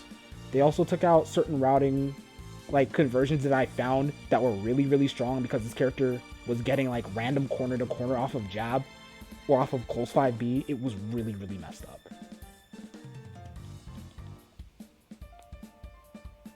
Yeah, the unblockable's gone. Her entire moves, most of her specials got reworked. They took out all of my knockdown setups.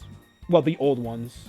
And now she's still strong because her new knockdown setups are very, very, very easy. Very, very good. But that's enough of me, like, just talking about what I did. This character is a standing low. That's all I need to tell you about. She has a standing low with a cross-up dash.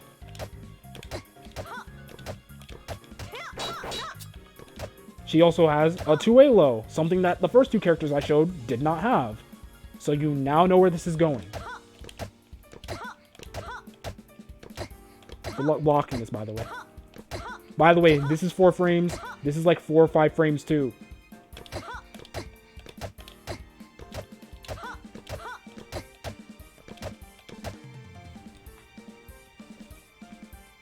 Close 5B. This is her party starter. Why? Because on hit, you lose. I don't know why her moves prorate as well as they do. I think this character needs a full, like, off of her super optimal stuff, needs at least, like, 500 to 1,000 damage reduction. It's insane.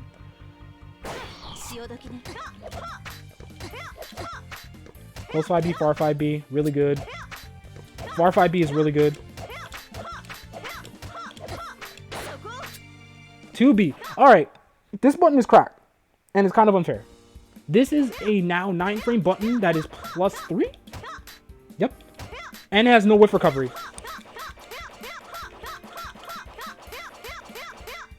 Which means... I don't know if you also just saw that. She blocked the wrong way for a second. Like that.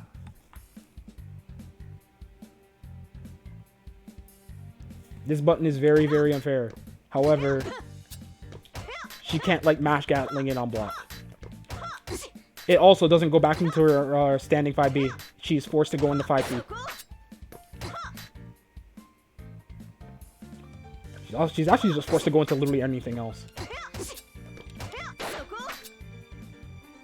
But I could also just do this. Stagger. Stagger, stagger, stagger, staggers. Whatever. It's plus 3, what are you gonna do? You can mash your, like, your low crush, and then I just do this. And this game is very peculiar with that, where if you get hit anti-air, even on non-counter hit, the combo does more damage.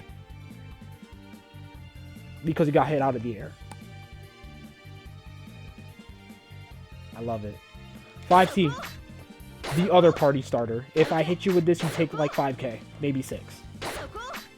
If you get counter hit by this, you lose.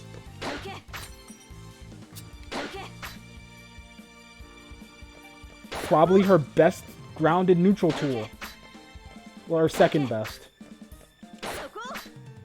2C. The other anti-air. This is frame 4 head and vuln. This is the one that you use to, like, you preemptively do it. More so than trying to do it late compared to 6A, which is frame 1. This is mainly a combo tool. You throw this in the middle of your combos, and you just get your extensions. One of her old extensions does not work anymore. It makes me sad to this day. It's fine. 5D. Cracked. So this button is minus 8 at max range. At minimum range, this is minus 6. You'd think it'd be the other way around. Also, there's a tipper. If you tipper it, it's minus 6. So a lot of this character is playing at range and then boom. This character's mechanic is funny. But I really don't like, boom. That Gatling's, that chains.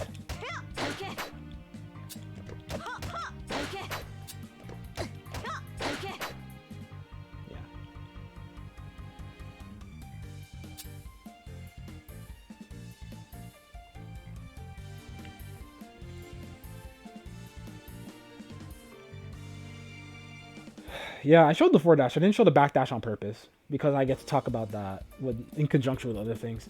2D, standard sweep. Fun fact, this used to be the fastest sweep in the game. This was actually a jab. Like, she could trade jabs with this. Or punish moves that were randomly minus 7 or worse. This is now 9 frames. Good.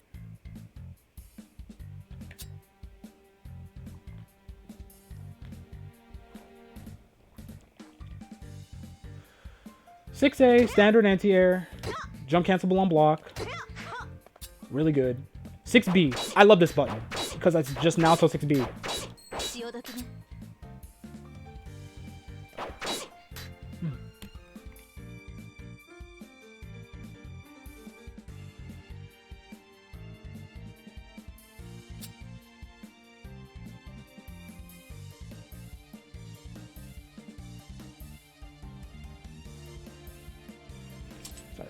had to talk to somebody real fast. 6B.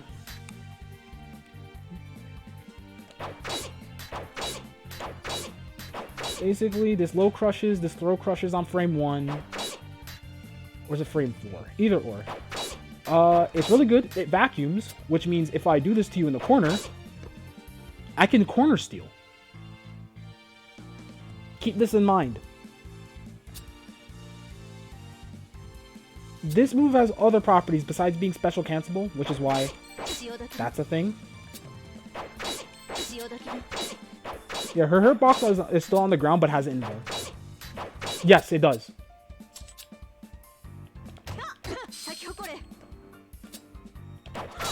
See?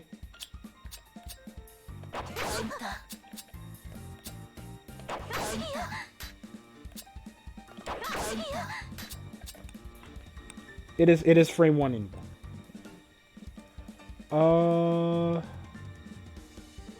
6B. 6C. This is Kai 6K. Or Baiken 6K.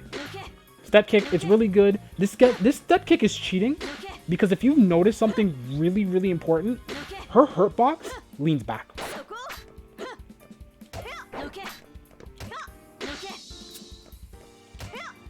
So this baits throw, this baits certain counter pokes. It's also forward dash cancelable.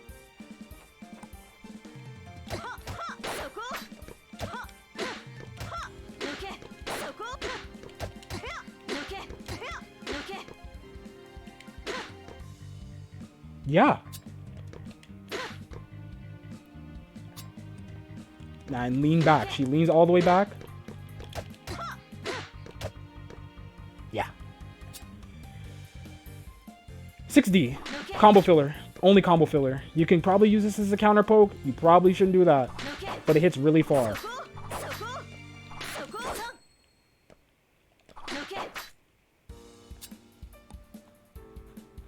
JA. Not an overhead.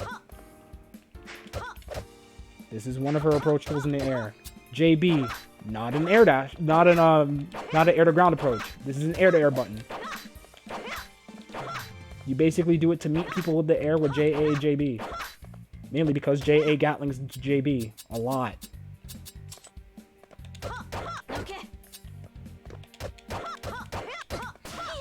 See? It's really good. JC, this is what you use to air dash at people. This is an overhead. It's also really, really sneaky with Fatal Shift 6B.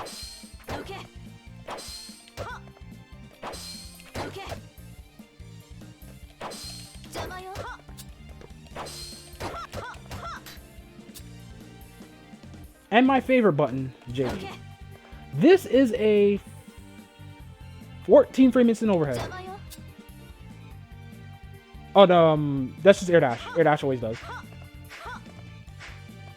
Cecil is the only character that when he holds a back input, it takes his guard bar.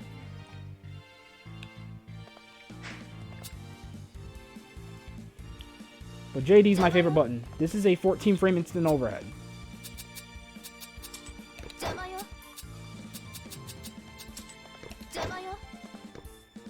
Which means I do that, or I do that. By the way, that and that usually hit same frame.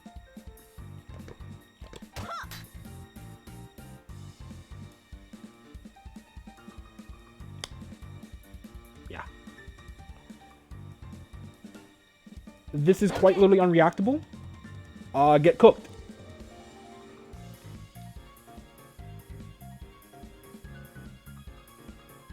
Specials. 236A, otherwise known as build a mix up. Literally just build a mix up.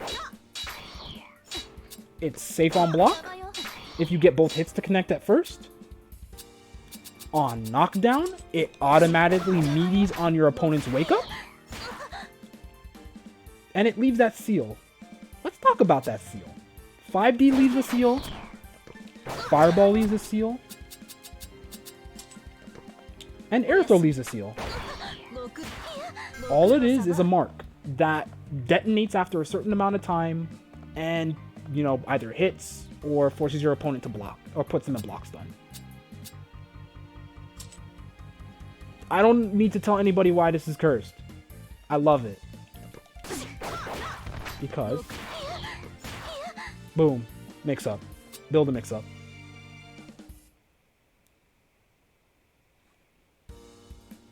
I heard you like Milia, that C arc that is like really good with Third Strike Makoto forward dash. Every character in this game is on some sort of drugs. I love it. I will say you kind of need to tone this character's damage down though. I want to keep the gameplay the same, but she does way too much damage to rectify that. Well, at least in the corner. Like her hit conversions are good too.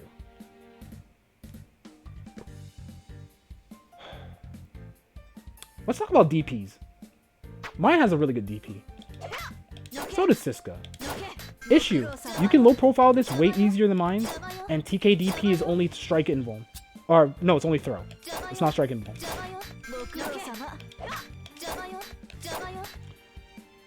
However, because EX moves are really good, and I think in some instances they're too good, EX DP is +7 and has no recovery.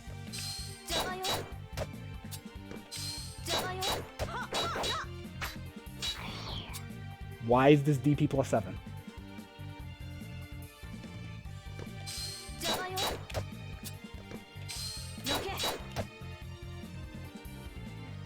I don't get it either.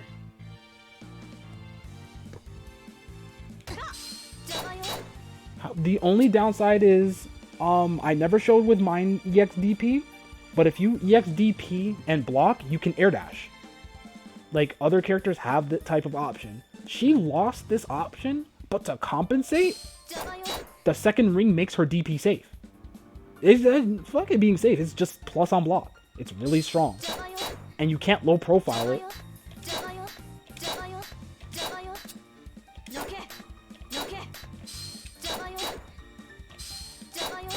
So for 1 bar and all the invuln in the world, you're just plus on block.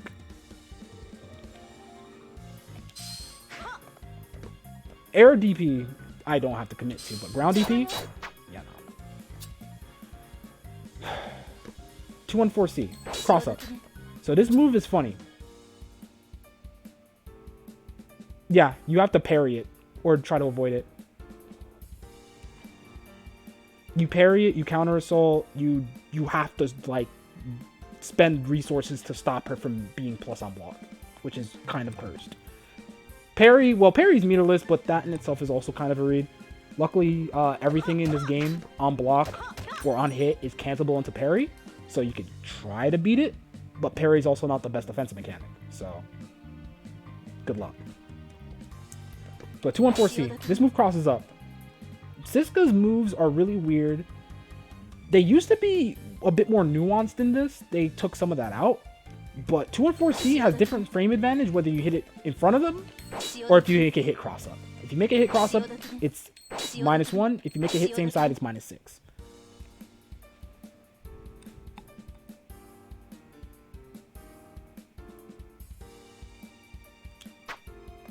Two 3-6D, slide head. This is a full screen low. This is her way of combating zoners because she actually cannot do the fireball war properly outside of pressing 5D because this is also a strike projectile. This blows up other projectiles, but it's also kind of a commitment. Sword. This is how you beat zoners, but this is also projectiles, so you have to be careful. So on hit, you will just hit them and then force your way in because she has no run. So she has to force her way in somehow. But now that allows me to talk about the thing that allows her to force her way in. Very, very, very easily. 236B and 236C are command jumps. Or flip. Hello, Doza.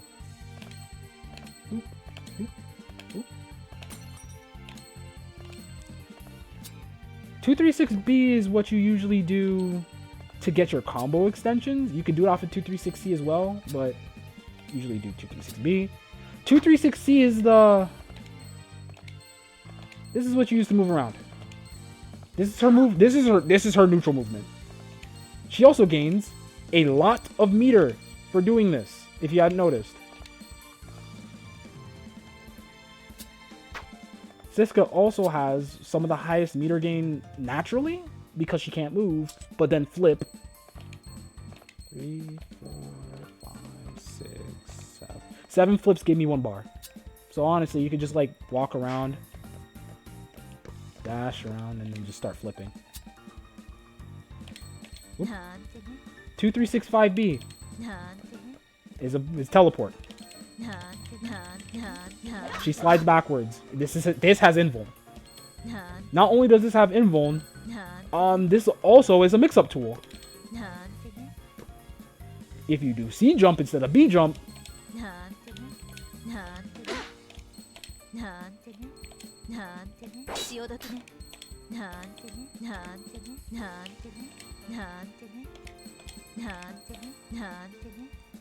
she does that. It's cute. I love it. This is what you use 236B for, though. 6B sends her forward and crosses up. Unreactable mix-up, by the way. Nobody blocked. If you do it from 236C, however, it's mainly to reposition and movement. You can use that as a mix-up tool, but you're better off just doing off of this. Into that. Layering your mix-ups. A is a slide. This low profile is frame 1. This is just cracked. This move is really good. Yeah. It's the Siska Will It blend. Yeah, literally.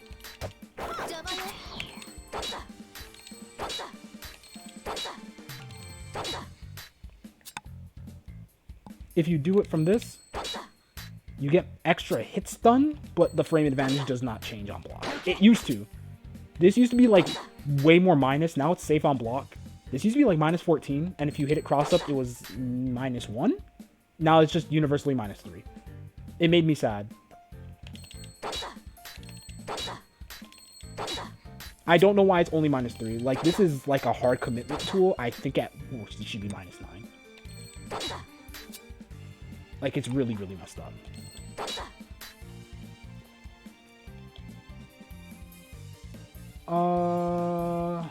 C?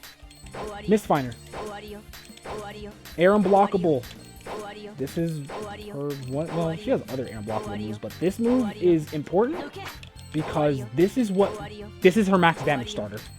So if you get counter hit by this, I'm gonna just give you an example of what happens when you get counter hit by it. Because when you get normal hit by it, it doesn't really mean a whole lot. Just air unblockable. If you're close enough to the corner,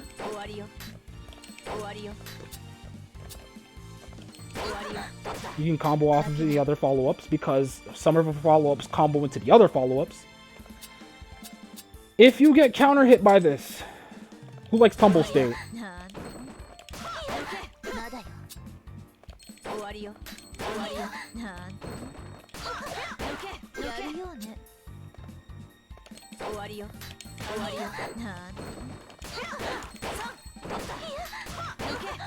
Oh, so he must have took that out. But you notice I'm dropping the combo and I'm getting almost 5k. I'm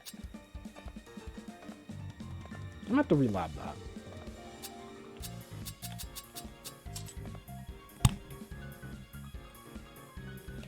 Command jump 2C.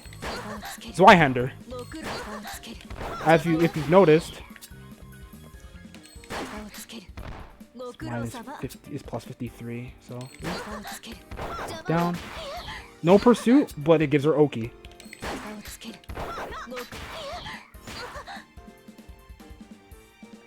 This move is funny because if you hit it forward, if you hit it from the front, minus 6 or minus 5.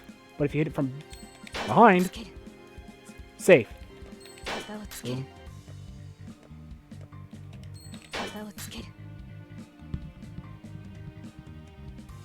Nice. Party starter. 6C. So 2C can't go into any other follow-ups, but 5C and 6C can. So your main usual pressure is like that. To not commit. It is an approach tool that's really good. It's really strong. The only downside is it does not hit backwards anymore unless you spend money. And you just do really, really messed up mix-ups and whatever. In offense, it's really strong.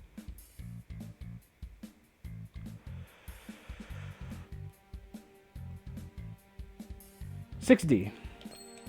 Overhead. This is her only grounded overhead. Well, quote-unquote grounded overhead. She doesn't really have any. But this is her only other overhead option. It's just this. But it's mainly a combo ender more than anything. Mainly because it leaves a seal.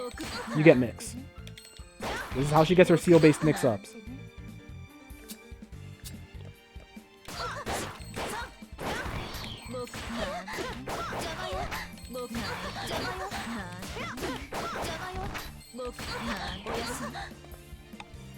As you can see. Goofy. And 5D.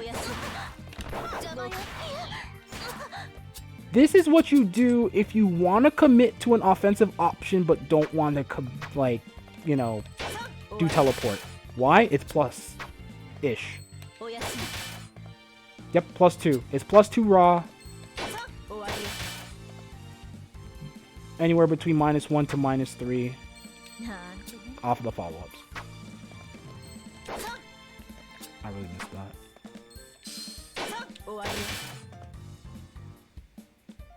Really strong. You don't want to use it as a combo ender. It's not that good. As a combo starter, it's pretty strong. Yeah, that's really it. Okay. I think that's all of the specials. Alright, backdash. So, I didn't talk about her backdash because I wanted to talk about it with the command jump. So, her backdash is really messed up. Frame 2? Or is it either frame 2 or frame... No, it's around frame 2. But it leaves her airborne. It's really strong because she keeps air options. Think about it like Lychee double backdash. It's really good. Her backdash also... Yeah, all backdashes are frame 2 exit tie. Okay, yeah. Whenever Siska does a backdash, she can do her command jump follow-ups.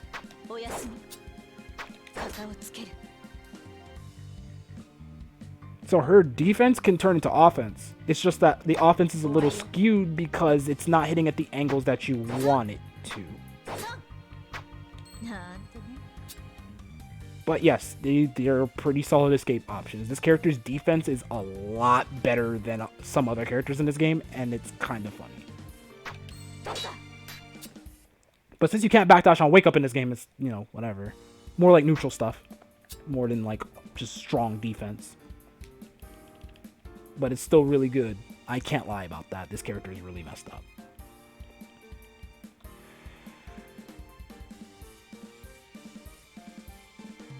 Very messed up backdash. If you press a button immediately when backdashing, she won't enter the command jump state, so you can just do buttons.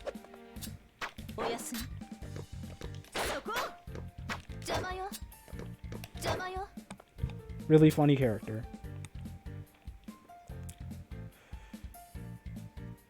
Supers. So, on top of having a really good DP, a really good EX DP, this character has a plus on block reversal super. +1. So she can't really... The super that can't be beat. No, you can beat it. You can parry it on reaction now. Before you couldn't. Or, well, before you couldn't parry supers. Now you can. So... The only downside is you can't parry the gap in between the super if memory serves. So if you try, you'll get smoked.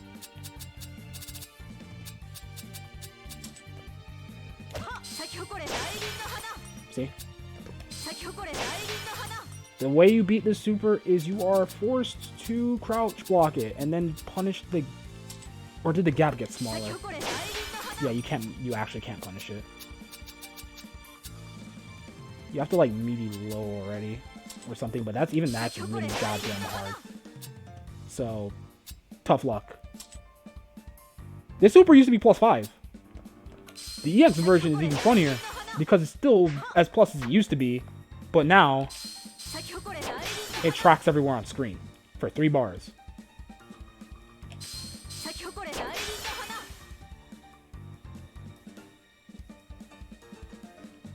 Fantastic meter dump though. The other super, J214D. It's the grounded super, but in the air. I still need to find uses for this super. It's kind of mid-combo filler. Also, if depending on the height, it doesn't combo properly.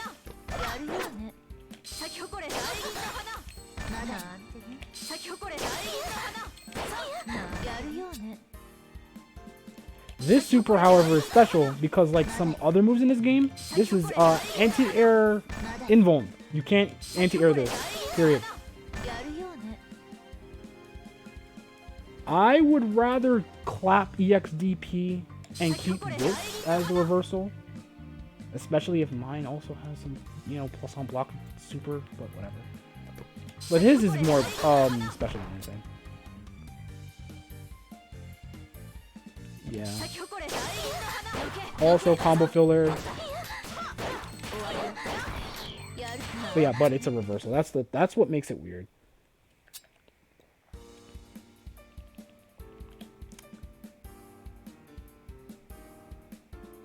The last super is special because it's only done in a command jump or off a backdash. Boom. Plus 53, huh?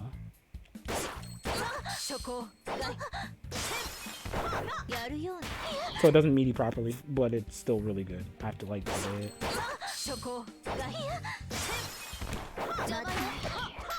Yep, there we go. This is the damage dump super. You use it, and you do this super to kill.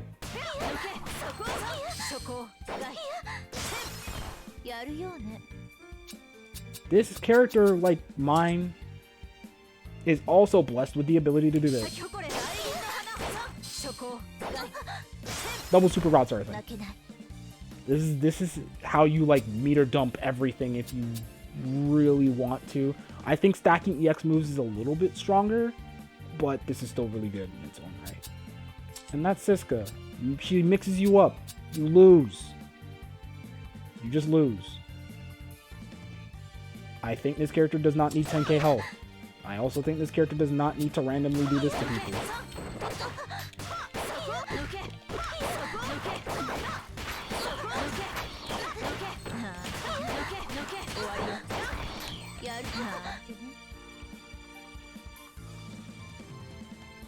I shouldn't be doing that to people.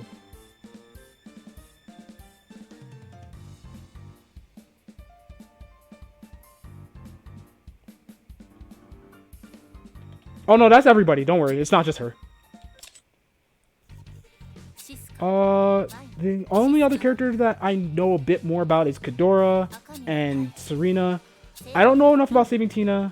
Tai got changed a lot. I don't know enough about regular Tina, and Alcott is not done. It is 1:30. I can breeze through the rest of this a lot faster. Oh, Doza, you're gonna love this character. Doza, you are going to love this character a lot. But let me talk about Kadora real fast. Pick a nice color. All of her colors are good though. No, unsafe. She got nerfed. She got nerfed. Like, she's really good, but she's not best character in the game broken anymore. No, they took away the invuln stuff. Shadows go away on block. She's still cracked because her Oki is good and her damage is ridiculous. She's not as busted as she was 2 patches ago. So this is Kadora. She's the gremlin. She's really fast after her dash startup. No, the block string infinite got clapped. That's gone. Me and John were going over that. Like, the moment they added the... He changed the way shadows interact. The Fireball SMP ruins a lot of stuff now.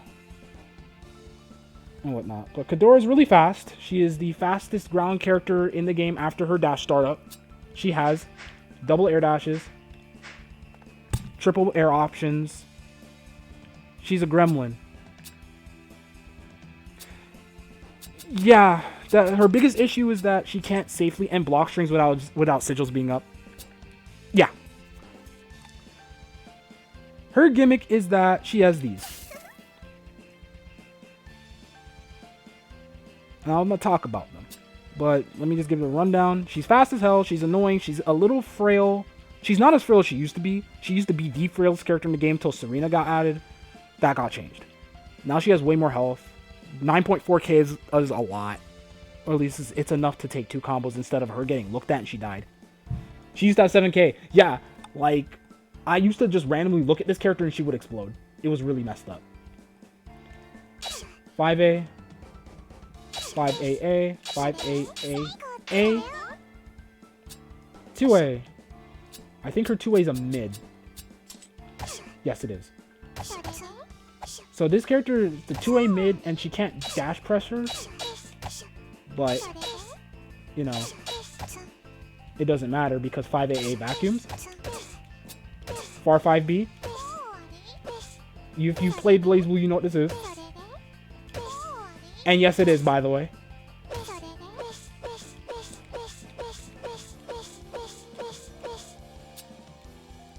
Close 5B.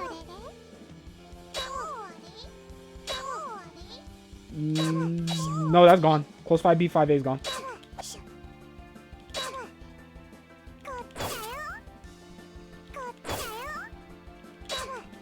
See? Oh no, don't worry. They took some manual rebeats out. Did you like? I did not know mine could like rebeat 6A, 5B. That was crap. Like there was just things that were there. Yeah. Did you do 2B, 5A? Nope. Gone. She lost her rebeats. I think she kind of needs them back. Her pressure is kind of mid. Even though her frame data is good. It's really, really, really weird. 2B is a funny... This button is cursed. Because this is just Izanami 2B if it was unnerfed and went even further.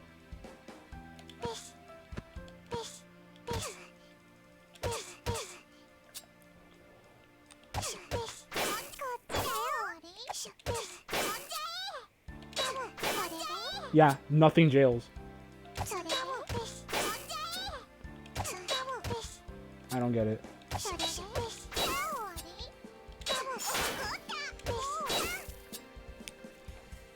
But the gaps are usually really small, but...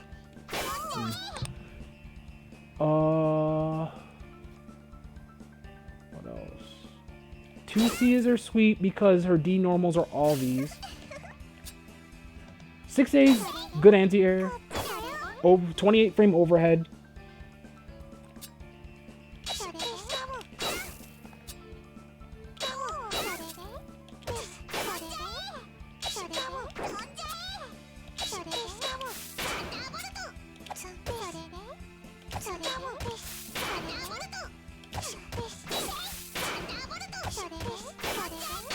Yeah, this character needs to spend meter to keep her block string safe.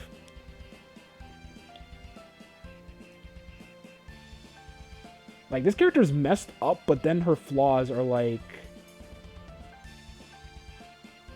really apparent. 2 hours, 49 minutes. Okay. Let me just speed run through this. 60, combo filler. The meter block string too.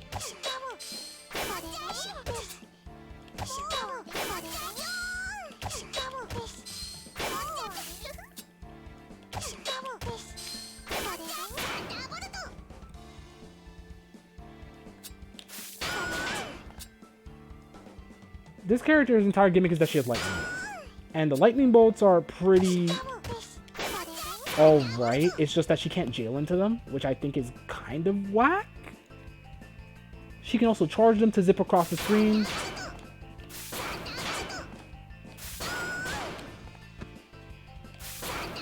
Whenever she does a lightning bolt, she leaves a sigil. And she does all that really sick stuff. But yeah. By the way, this is the only overhead J in the game. Which means this character can and will fuzzy you.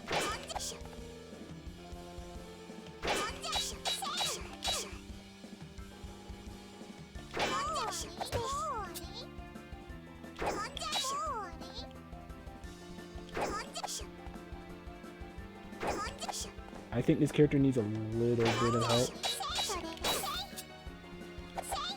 JB is really, really goofy because they changed JB in the weirdest way, and I don't like it. The second hit of JB is an overhead. The first hit is not.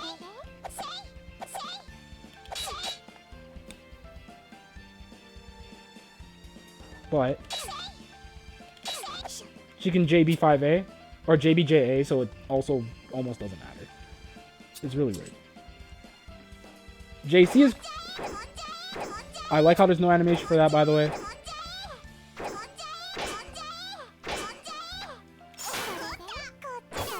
Might have to fix that.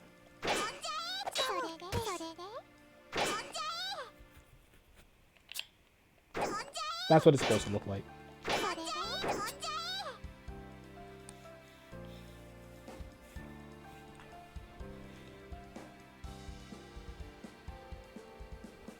JC is still really good.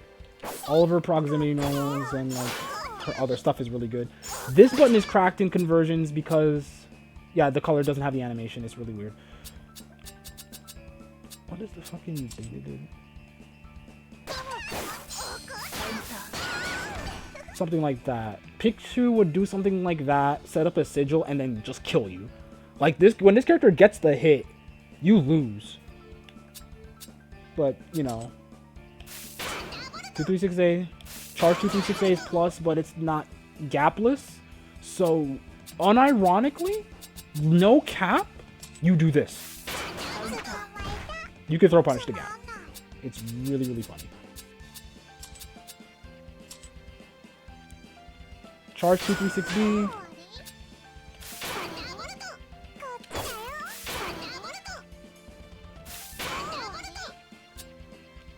Two-on-4 is a Rekka. Yes. I mean, it's like Grand Viper in general. So 2-on-4A, 2-on-4AB. 2-on-4AC. Yeah, 2-on-4A is weird. Because she actually cannot properly block string into it. It's just hit confirm Rekka stuff. Yeah, you could skip parts of it. Where if you do 2-on-4A and then immediately cut to the last part, it does that. 2-on-4AB is a mid. I'm surprised this is not a low, but I know why this probably isn't a low.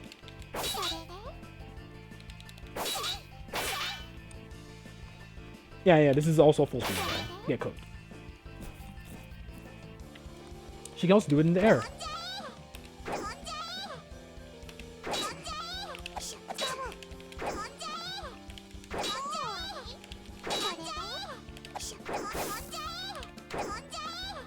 This is the low, though.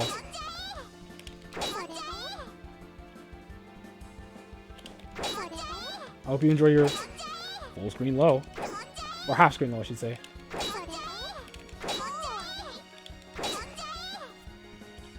Pretty good. Air lightning. Air B lightning is angled downwards. And now I get to talk about the seals. This is a negative edge character. She's also the trap character. So she quite literally knocks you down and then throws this on top of you. If you hold the button when she does it, it charges and has 2 charges. The second charge does more damage and is more plus. Basically, this character's offense is determined on whether she has sigils on top of you or not, or she can set up the moves to make the sigils appear on top of you, or do the plus on block detonates. 236C. So 2360. She puts a timer on top of herself, and she's right beside her opponent. She blows up. She can't. She personally cannot block the detonate, but your opponent can.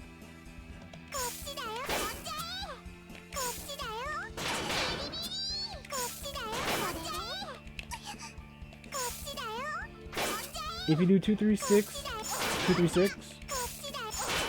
there's a way to set it immediately on top of your opponent.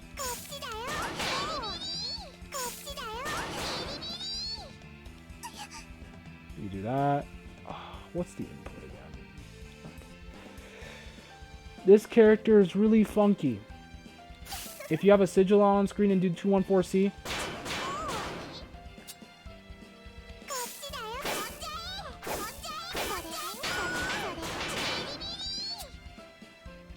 but 214C is funny because you can get 3 directions if you have EX sigil, or if you do EX 214.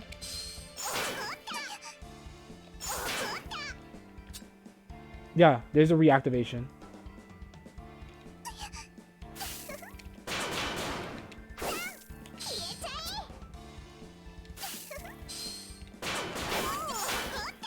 EX redirect is really weird because now it's like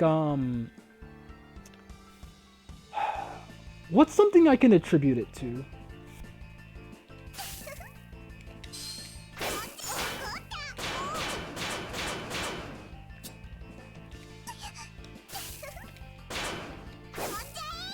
Oh, it's on the D button. EX redirect is on the D button.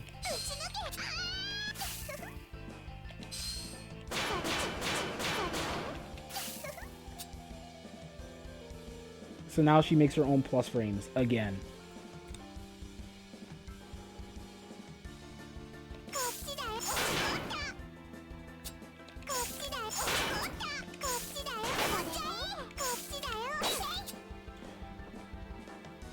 When in doubt, open the wiki on your phone. I always have the EaseLaugh wiki open on my phone just for situations like this.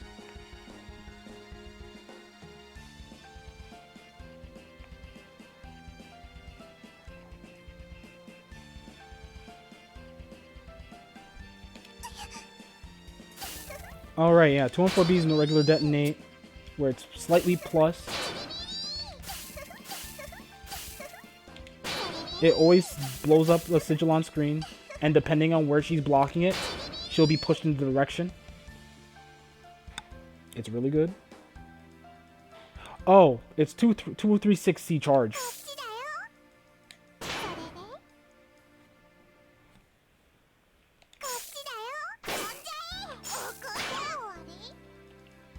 And if you hold it, yeah.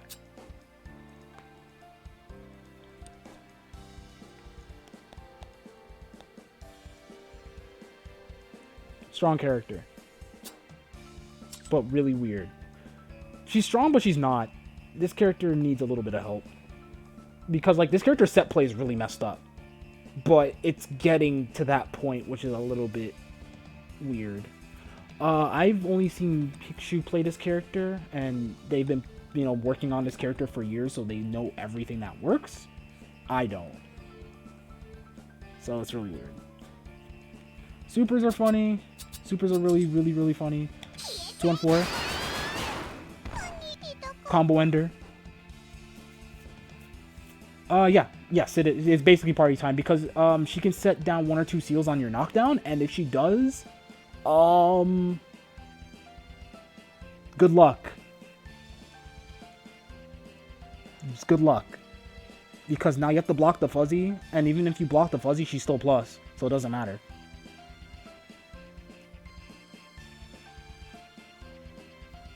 Yep. She chips you out, blows up your defensive responses, because, you know, her Oki is a projectile, and like I said earlier, if you parry a projectile, you don't get put in the hit stop, so it doesn't matter.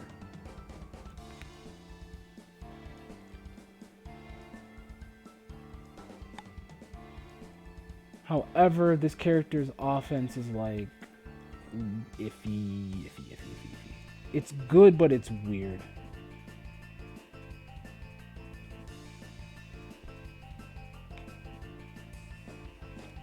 236. Oh yeah, J236. Fun fact, this super used to not be able to kill you. Now it does. I love Ghidorah. Really cute. Really good character.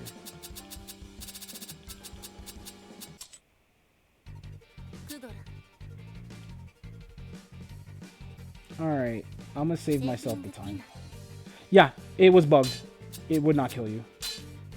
Alright, Doza, if you're still around, now you get to hear me talk about this cracked character. She's really good. She's the 4th best character in this current build. This character has a lot.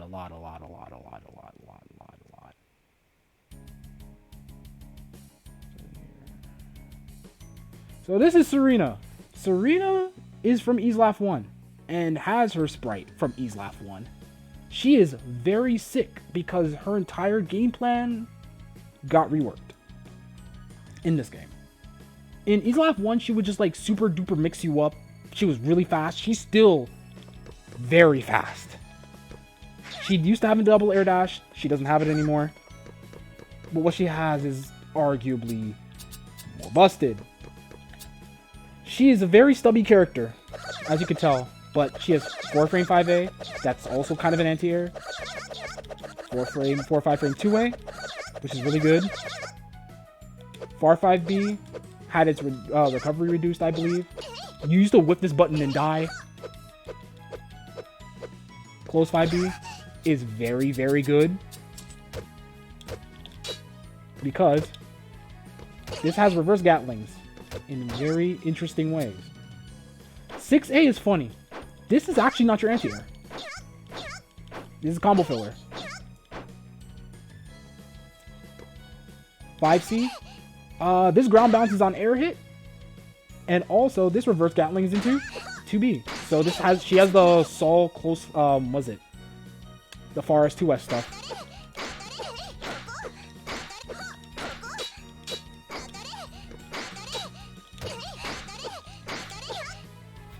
It's really good.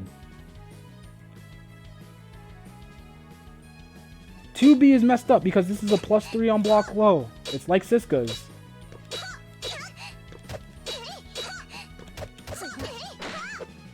But, you know, Siska doesn't have this. Good, I'm kind of glad she doesn't. 2C. This is your anti-air. It's really small. It's really stubby. You cannot jump in on this. If you jump in on this and she gets a clean hit, you die.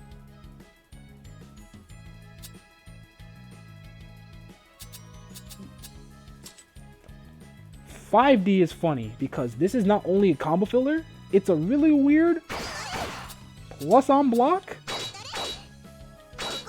pressure reset. This used to destroy your guard bar, by the way. So you do something like this. You try your best to slide this in because her offense is like... Oh no, 5D in itself is gapless. It used to not be. There used to be a 1-frame gap in between. It was really messed up. 2D, Guilty Gear Sweep. This actually low profiles a lot. You'd be surprised. She has no 6B. She only has proximity normals. I showed 6A. 6C, safe on block overhead. Combo filler, combo ender. Sort of. Sort of. It's mainly combo filler. She has no 6C. So she has a few less normals compared to some characters, but what she does have, she has Under Night Dash normals. 6-6A. 6-6C. 2 patches ago, this used to be an overhead. Or 3 patches, or yeah, it's like 2 or 3 patches ago, this used to be an overhead. Something like that. It was really wild. Now it's not. This character also has another really interesting command normal, 4A. The second hit is an overhead. It's always safe. If you make the second hit but not the first, it doesn't matter. You're still safe. It's really good.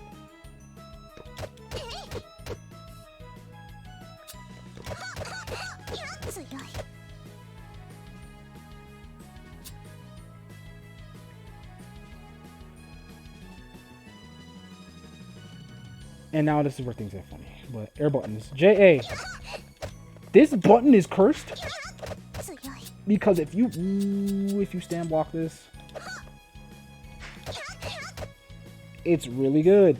It's also a very good air-to-air button. J6A. The other really good air-to-air button. This is her space. It's very good.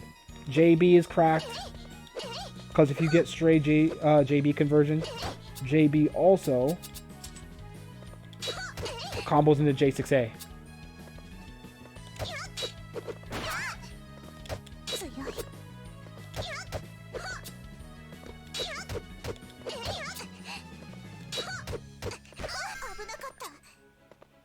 JC. This is like Siska JC, but the issue is it has way more landing recovery.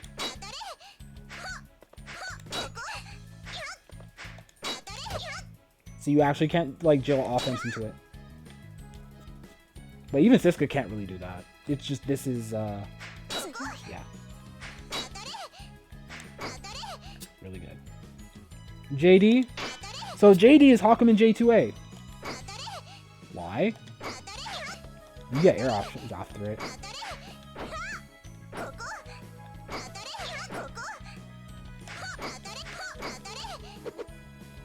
It's really, really, really good for neutral and movement. It's also a really good combo filler.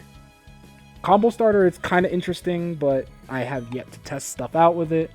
But yeah, Serena is very strong when it comes to movement, as you can tell.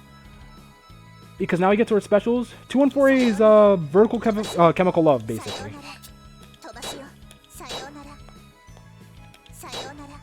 It's an overhead.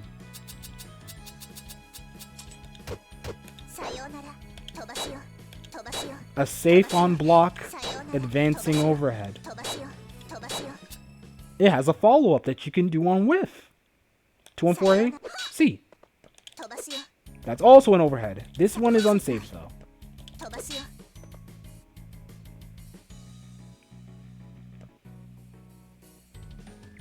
She can also do it in the air.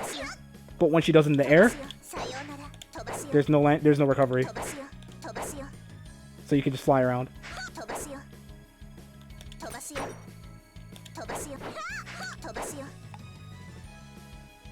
I did one thing right now, but that's also part of her mechanic. What else? 236C. Combo filler. You basically, anyhow you combo into 2C, boom. And the untech is really, really, really long. This is the key to her corner carry. It's really good.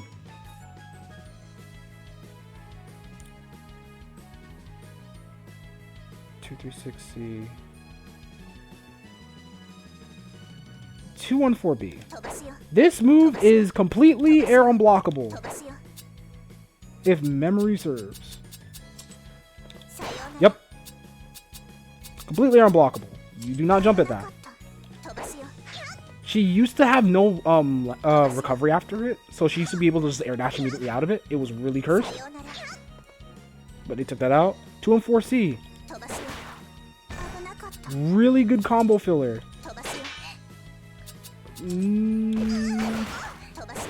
There, that's your way of doing it, but you're probably never going to do it there. This is mainly corner combo stuff. But yeah.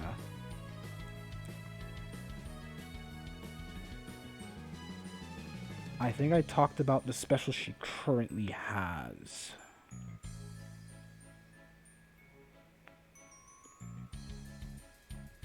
Oh yeah, air normals. J2C. This is just an overhead. This is what you use to end your air combos with in the corner. Mid-screen, you don't do that. And the most important special, that. You see that puddle? It's going to be really cool when I talk about what that does. She has two mechanics.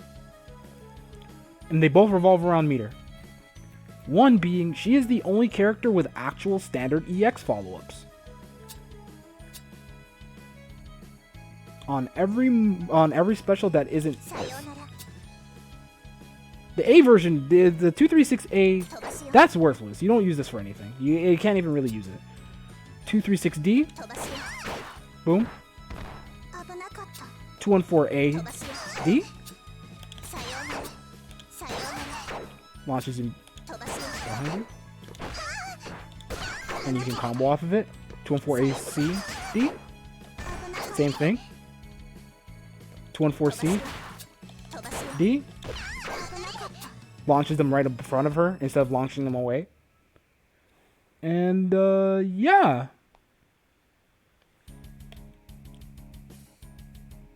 And now the other mechanic. Dozo, what if I told you this character has FRCs that aren't as difficult as FRCs?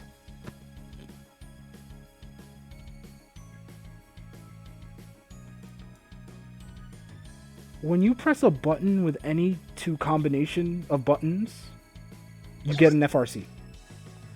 What this FRC does, however, is she leaves an after image.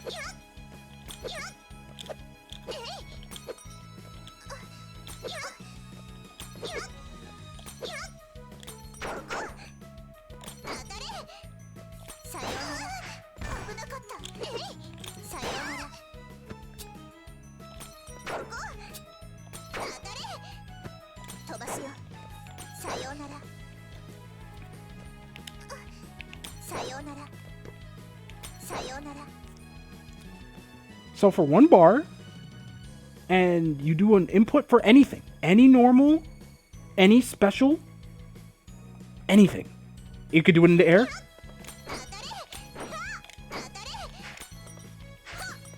You can't do it off the air dashes anymore. You used to be able to.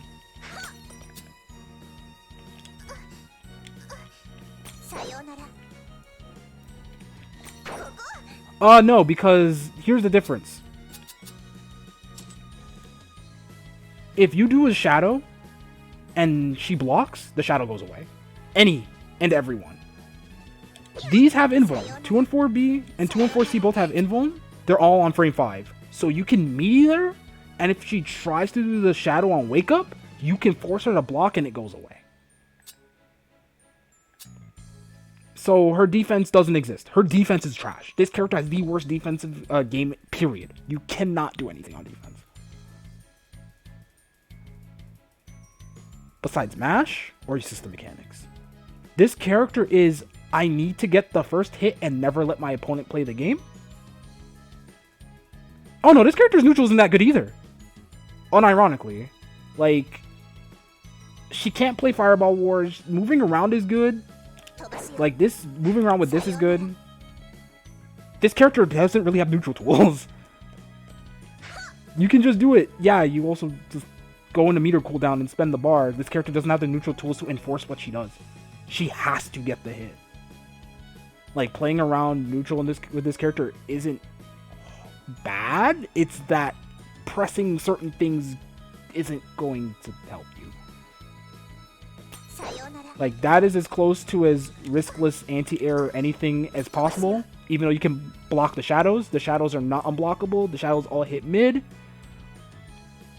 This is not where the issue is, though. The issue is...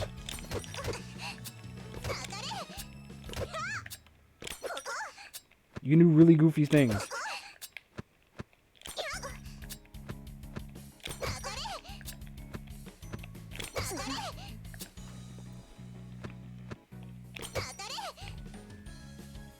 Yeah. For one bar, you can kind of force people to try to interact with your neutral differently. It's really, really, really, really weird. But her neutral itself isn't super strong, so it's like, okay, what do I do here? This character's button, she does not have the buttons for this. But then she does this. If she makes you block this, party time. So Doza, when I told you like Tai has Genagent, this character has Sei Enbu.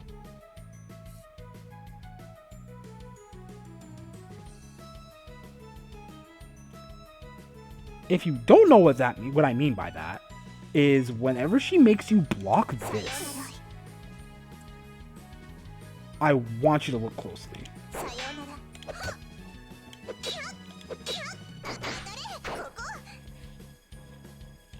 No matter where you block it, as long as the fireball is blocked, she will make shadows appear at where the puddle is.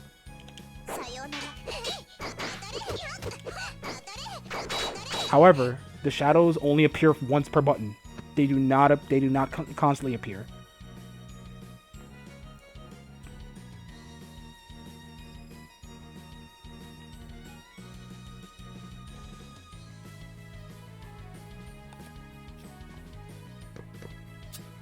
By the way, yes, you can use this in combo.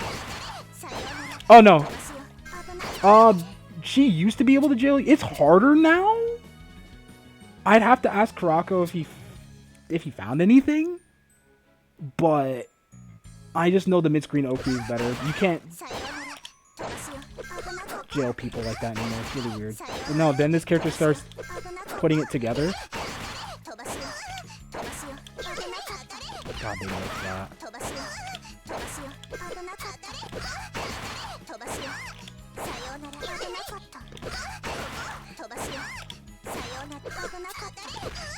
They nerfed this character a lot after like Free accidentally made her broken.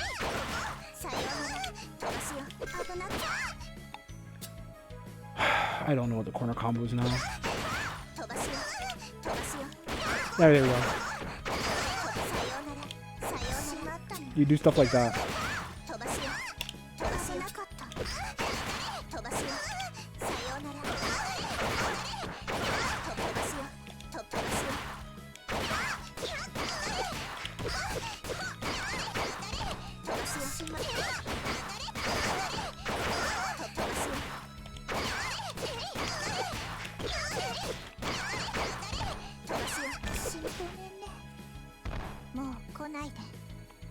You just do that.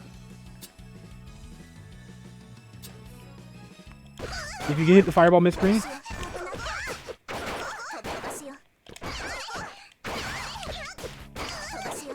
Yeah.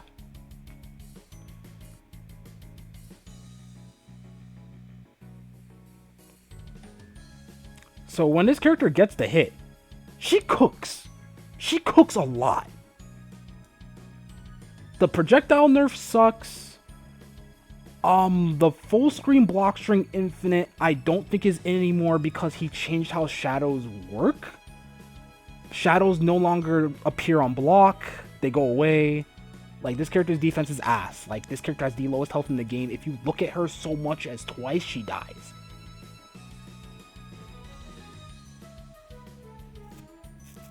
Like, they can, like, every character can hit you like twice and you die. But it's more like, can I hit you once, be put in a situation where I could probably get out and do something? This character can't get out. This character has no reversals. None. Nothing. And I kind of miss that because this can still be a reversal. I don't know why this isn't a reversal when it whiffs on standing. It only hits airborne opponents. This didn't need to be a reversal. This does. At least. Something.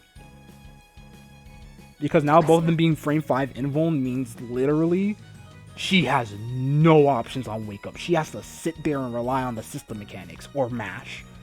And if she mashes wrong, she dies. But it's okay though, because this character has one last trick up her sleeve. Besides the fact that her offense is, well, really, really, really good. If she makes you block this,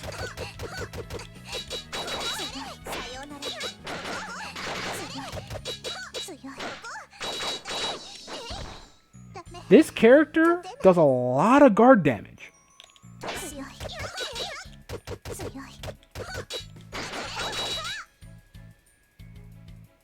Yeah, no, this is this character's thing. If she makes you block,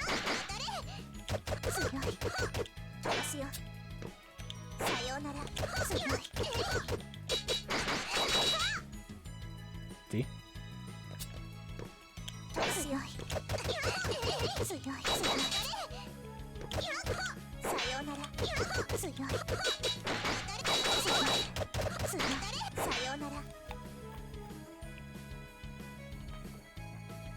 This character forces you to use your system mechanics, and this is also the reason why Meter got buffed on block, because characters were sometimes just left without options. This character's win condition was, if you blocked this, you lost. They nerfed that.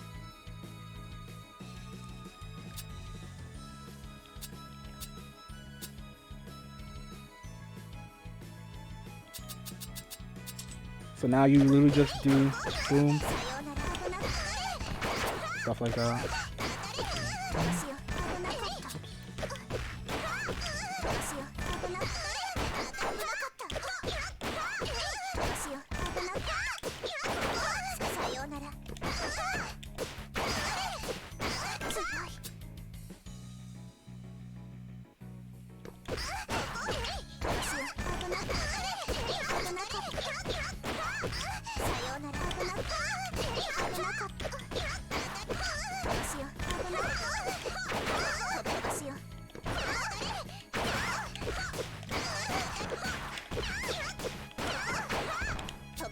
And then you block. Oh yeah, it also counts for specials too, by the way. Like you saw. She has some block string setups that beat parry. You can't 2BC. Like, defense in this game is weirdly good, but it's also like characters can circumvent the defensive options in really interesting ways. And then kind of just ape out on you. It's really, really weird.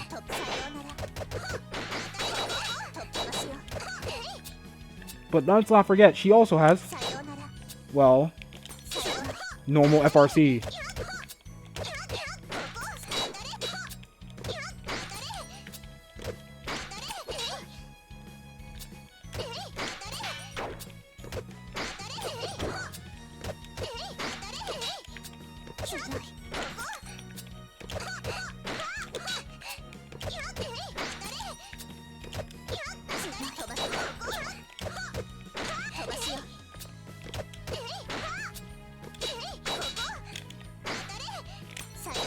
You can do that.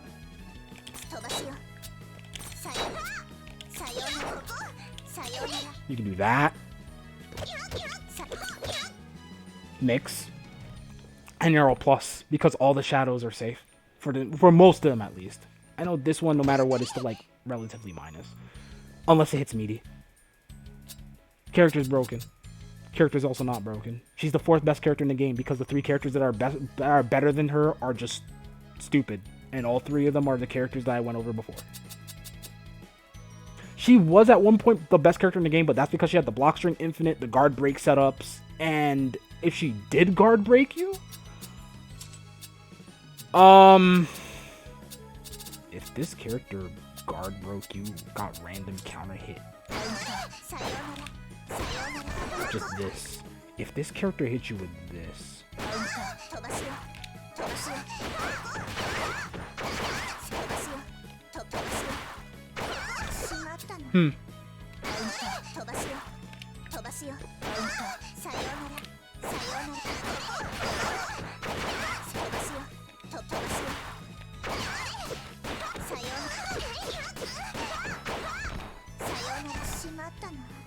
you lost.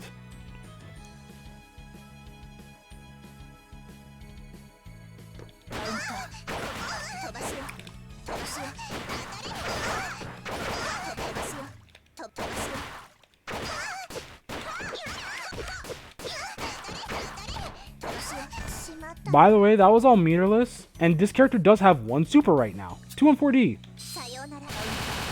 Getting hit by this super puts you in a debuff state. What does this debuff do? It puts you into forced meter cooldown.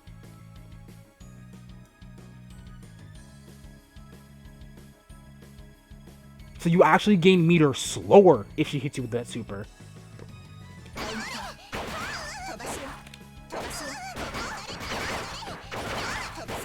Which means, if I do this right,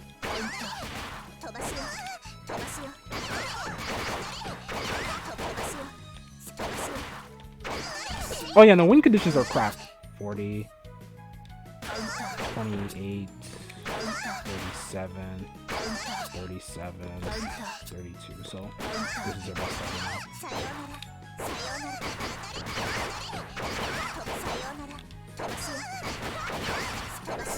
Oh right, whoops. Double fireball routes are kind of chopped. Sort of.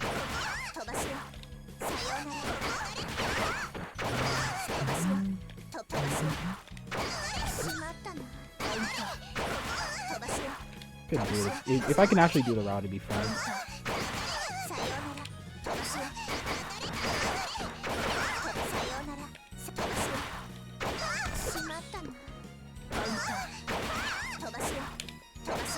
And you wanna know the messed up part about me playing this character is?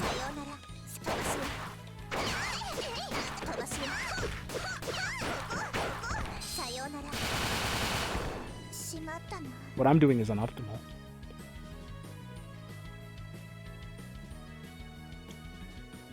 You got hit by, like, yeah, no, you would get, like, guard crushed. Just randomly get guard crushed, right? And then you would lose. Like, you would just die. Like, bang, right?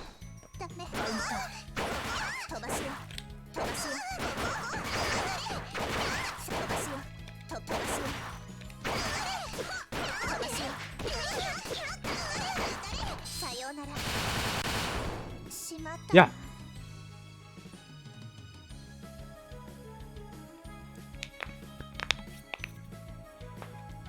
This is a very high damage game under a lot of circumstances. She's not the only one who can do this. It's just that when she had the guard break set up, she was just doing that to people, and that had to go.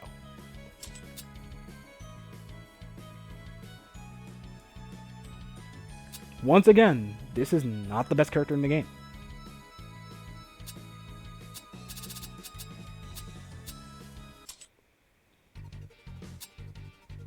Like, depending on who you ask, even I'm starting to think she might be better than mine, but I think just mine has way too many tools to not be the best character in the game. Ghidorah's good.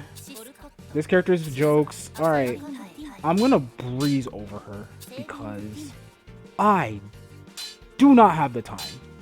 It is almost 3 o'clock. I'm glad I did this because I can just say that I did it for the sake of doing it. I'll stream it when I actually get games or if people actually want to see me talk about this game more. Also, hey Tux. It's late, but it's a Saturday. I have time. Normally I don't. Okay. So this is Tai. Tai is your infighter with set play. Well, it's Sunday now, but it was Saturday when I started. I've been streaming for almost 4 hours now. Tai is an infighter with really weird set play, and by weird set play, I mean she has L-Felt Grenade. I'm gonna just cut to the chase. Who would you say you would play in this game? Probably mine, because he's...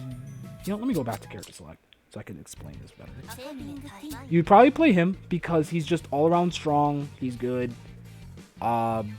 Really interesting offense. When she's done, you'd probably play her because she's a hover dash character with a very interesting gimmick. You would probably play Tina if you want to play the zoner. I don't think you play Serena. Tai is also a character I could see you playing, but she's a little bit more galaxy brained. Ghidorah is the set play character. She's a set play trap character.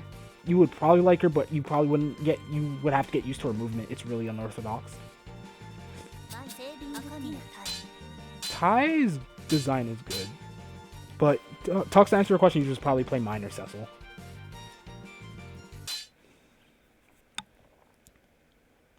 Cecil's a very interesting character. Serena's sick. She's my second favorite character in this game, period. I was actually super stoked to play her. I can't wait for the other characters to get added. I know he's adding a Samurai Fox character next. Tai has seen better days.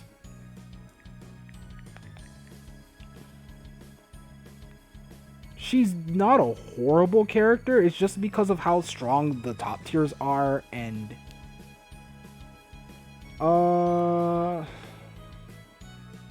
how everything else is right now. She needs a bit of neutral help. She's not horrible by any standards. No, this character is still pretty alright. She's solid. It's just that she's solid, and then mine, Siska, and Cecil, and Serena all exist in the exact same game. Like, Siska is on screen, and Tai gets bullied.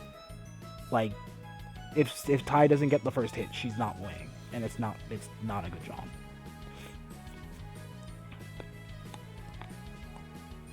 So, Tai's thing, besides a lot of things, is that she has really, really good close-up buttons. But as you can tell, there's nothing really here for neutral.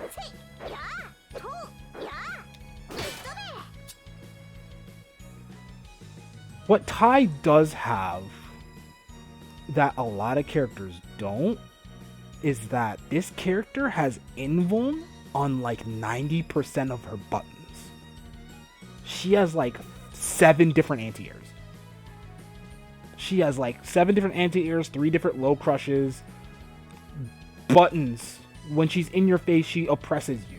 She also has a mix-up that they kind of knew. I don't know why Free got rid of grenade toss, instant overhead setup into detonate, into combo. That shit's gone. I don't know why. She needs that. Like, this character had a 50-50 mix-up, and now she gets the mix-up, but she can't convert off of it without spending bar. It's really, really, really, really, really weird.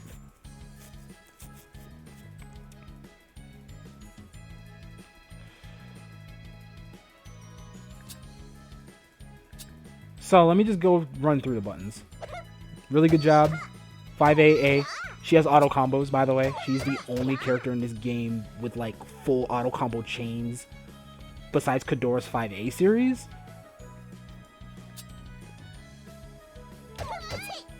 "5B. I hope you noticed that 0 on block. This is very good, like most other close 5Bs. 5B auto combo.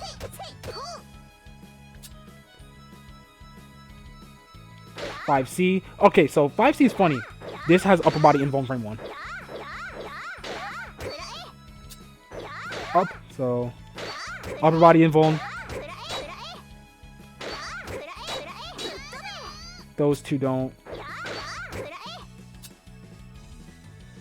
6A. 6B. Alright, yeah, 6B's jokes. Because this is a half screen low.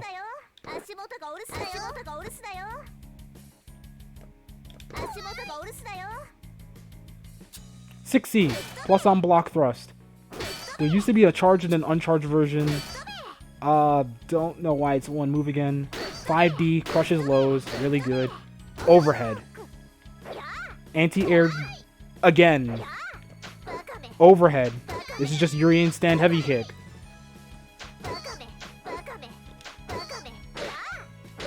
4C. Step kick. I think it has upper body invuln. She has a back dash kick. 2B. If this button looks familiar, because it is. And yes, it is. 2A is good. Surprised she can't rapid jab. She can rapid mash it up close. Anti-air again. She has 2C. Charge 2C. She can do charge 2C with JC and combo off of it. She even had more combos like pre-Evo adjustment. It's really interesting.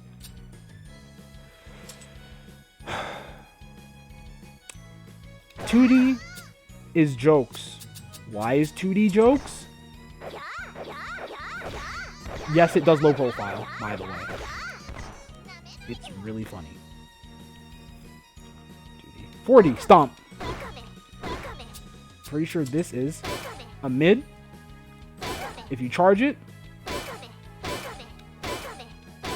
so it's +2. If you charge it, it glow crushes even longer and it's even more plus.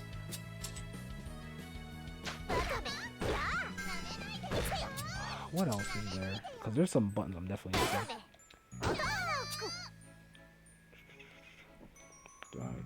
those. 6B, 6D, 4A, 4B, 4C, 4... Oh, yeah. 4CC. She actually has that. Follow-ups. Right, so the one thing about this character that's really important for her is that she can whiff her auto combo chains.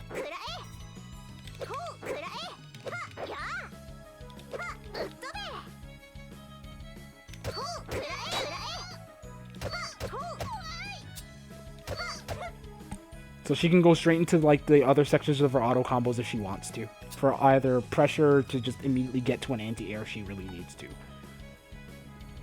She can do all of that. By the way, Tux, yes, it is Soul 2D because this has upper body invuln frame 1. This just low profiles everything.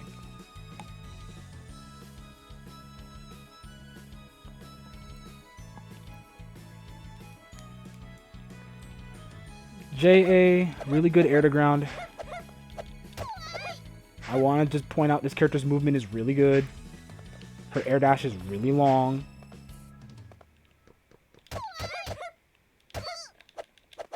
JB, if you play Street Fighter, you know what this is. JC, this is what you use to air dash at people with. This is your main overhead option, coming from air dashes. And then we get really, really, really tricky. This is J2B. This is an overhead.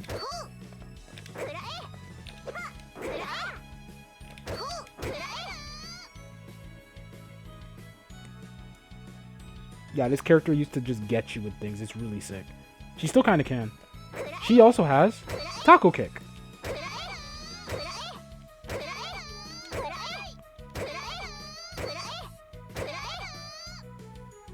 She also has J6B, which is a very funny button because on hit and on block, she can air dash cancel it.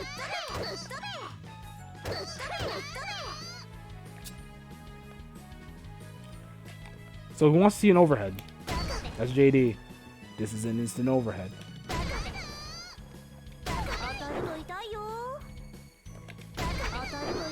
You'd be right, it'd basically be Tsubaki. She does a finger gun and then blows it up. And it's an overhead. J6D. J6D is a funny button because this is also an overhead. With really weird hit stop and hit confirm stuff. She used to be able to combo off of it in really interesting ways. Then they took that out. Bring it back. Yeah, it can cross up, but it doesn't really matter. You just block it. It's really slow. It has 2 hitboxes, whether you hit it all the way down or that. If you hit the entire thing, the frame advantage changes. If you don't, well, GG's. Alright, another thing that's interesting about this character is her throw. She has a very old pummel throw. Oh, did he take the pummel throw out? Oh, he did. Right. She is down throw, up throw, back throw, forward throw. Smash Brothers.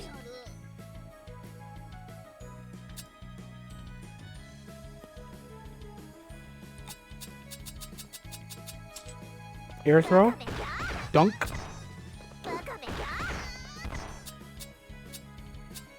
And she should have her hit stun air throw. There you go.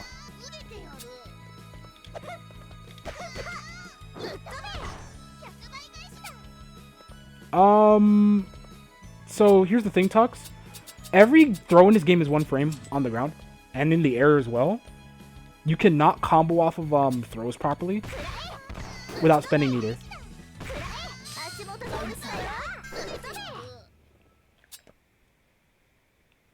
Literally because throws are 1 frame, you cannot combo off of them properly anymore. You have to spend meter to combo off of them, which is a fair compromise. 236A. Gun. If you hold it, that. EX gun. it makes a pillar where it last would connect, and then makes another pillar fire upwards. Plus. Oh no, she doesn't have just guns. A gun. She has plenty of guns. Tetsuzanko. +1. This used to be like +3 or +5. This was jokes. This is also an anti-air. You can't jump in on this. She will cook you for it.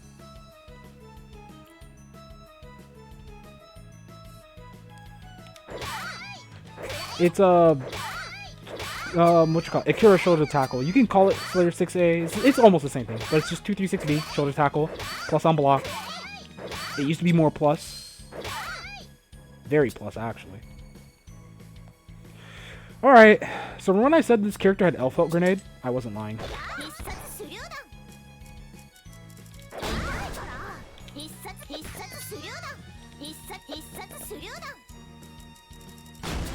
A grenade is 3 seconds, B grenade is 6. The issue is when this character has a grenade, she cannot throw you, because her throw input is how she throws the grenade.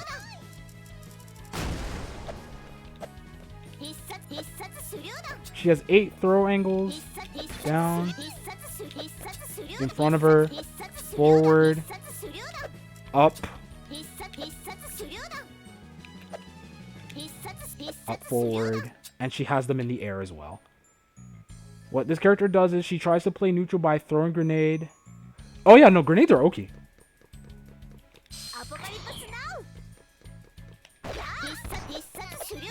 But not only are they okay, grenades have a hitbox, have a legitimate active hitbox when they're thrown. So she can use them for Oki, she can use them for combo extension, she can use them for anything. And what makes it important is that when she throws a grenade, 214A detonates. So she can time her Oki and her mix-ups however she wants them to. You want to layer your instant overhead? You can. You can do whatever you want. 214C. Some like it hot.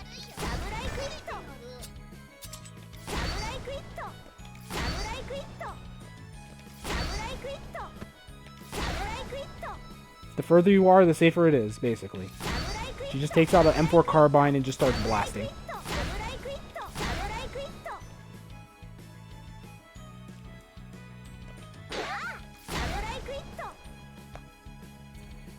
Four 6A. Yes, this character does have 4 6s, by the way. This elbow is important because it is a special cancelable special. You can't combo into certain things from it, but yeah. Or you can't cancel into certain things from it, but it exists. 4-6B. Whiffs on standing because... I don't know if I can do it properly.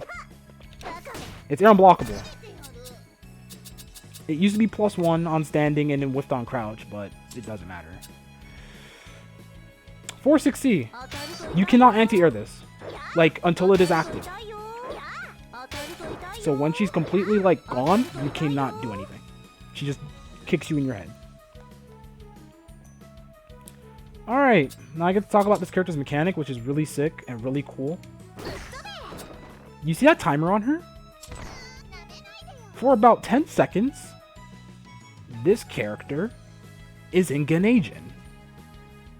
This character has Genajin.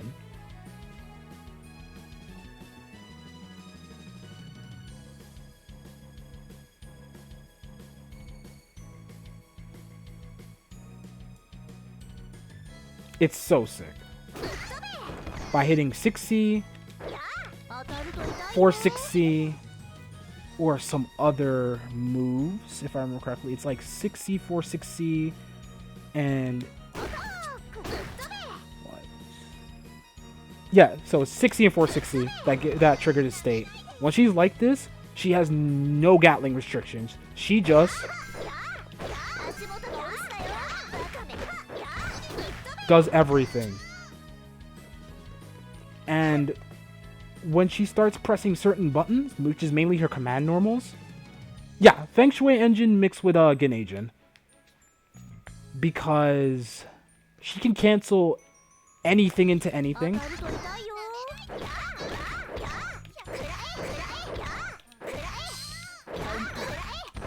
You can keep looping things. So basically you do like that and stuff like that, and then you get these 4 chains. What she does with these chains is when she does a certain combo string to get all 4 of those, the shotgun move that I did becomes enhanced. It hurts like hell. She kills you with this.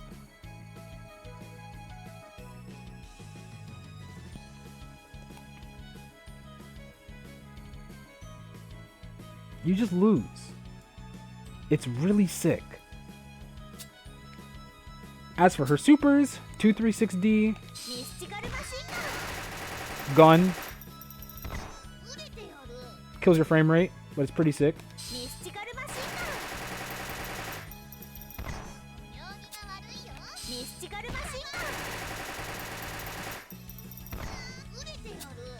And bike.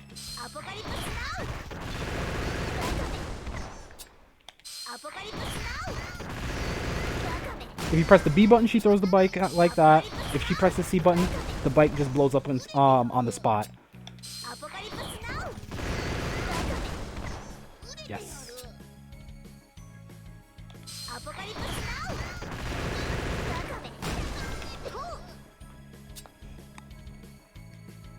It's really sick. So this character is just really mobile. She can knock you down and set grenade Oki, and then she mixes you up with either Stomp, 2B, stuff like that. She just does stuff to like blow up your this game is a lot about blowing up defensive responses, but characters do it in their own interesting ways. Hers is the fact that her frame data is solid enough to make you not want to do certain things in certain gaps, because then she'll blow you up. But if you don't answer her, she just starts pressing things on you. So you kind of just have to know. It's kind of like how mine runs his offense through his plus frames and his pressure resets, but hers is just, she gets the strings going, and if she is in Genajin, you can't contest. It becomes a hassle. Alright, it is 2:43. Alright, I can wrap this up really fast. Let me talk about this character. I would save, I was gonna save him for last, but I think it's funnier this way. Alcott is a very, very, very, very, very, very, very, very funny character. And I mean he's funny because he sucks, because he's not finished. He has no win condition besides this. And I'll talk about this later. Alcott is the fattest character in the game at 10.7k health. He's the slowest character in the game besides Tina. This is his run, by the way. He cannot move.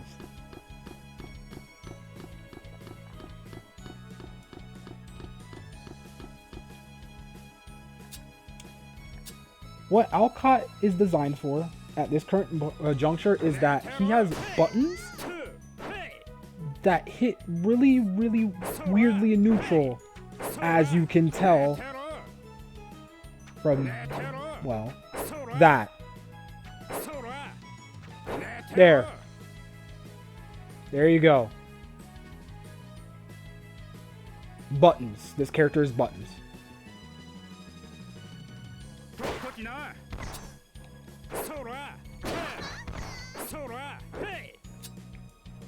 He's yeah, basically.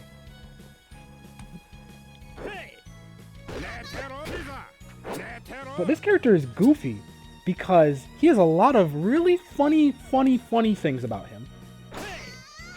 His entire gimmick is that he plays around having guard point on a lot of his moves, and he uses those to hurt you.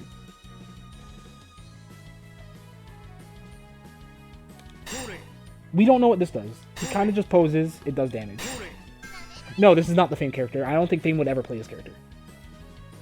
Like, this character is way too corny for that. So, jab, standard. His 2-way slides him forward. 2B, 5B, 6B,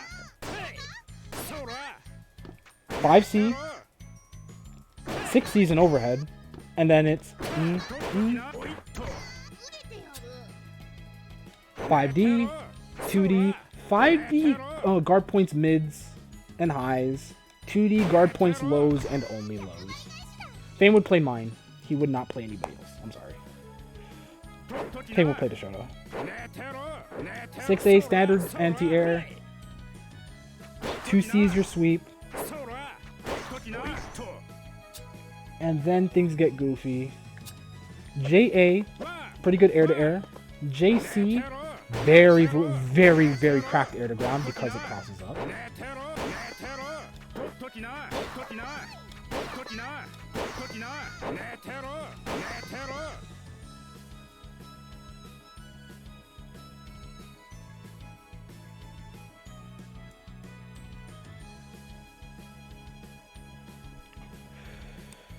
JD, air stall, air combo filler. And I've yet to talk about JB because I think JB is a very funny button. Why is JB funny? Alright, who knows what this is?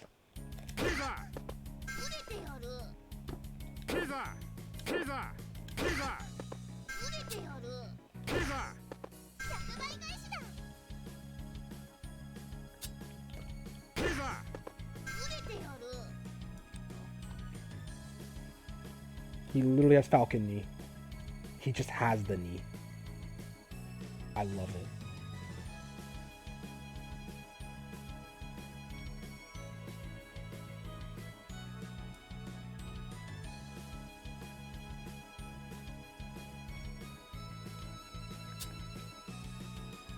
This character has a really weird win condition because he has his command dash, shadow scare, a counter,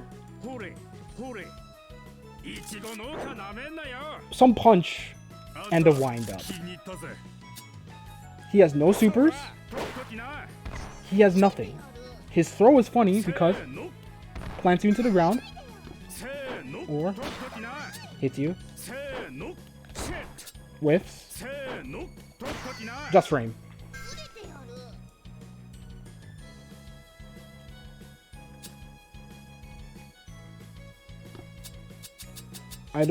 I cannot tell you what this character is supposed to do. He just does things. His wife might get added. She's a grappler, apparently. I hope she is. I hope she's a grappler. Mainly because this game is missing 2 archetypes, grappler and a puppet character. And an item character, but he's getting added next.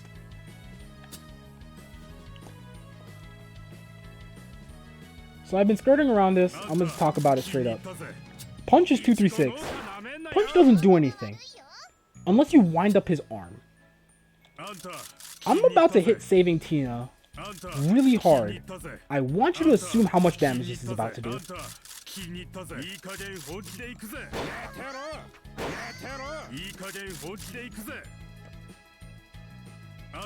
If you answered all of her health, you'd be right. 7k. If you get hit with level 3 punch raw, you die. Even if you get hit with it at the end of the combo, it hurts like hell. So yeah.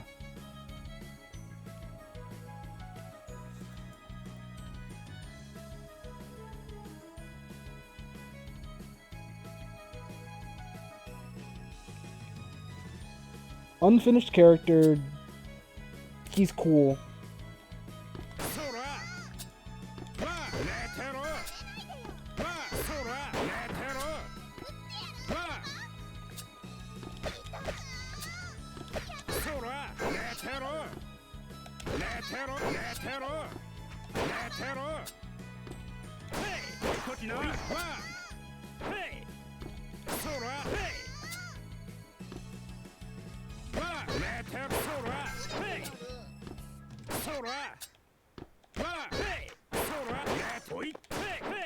Yeah, there we go.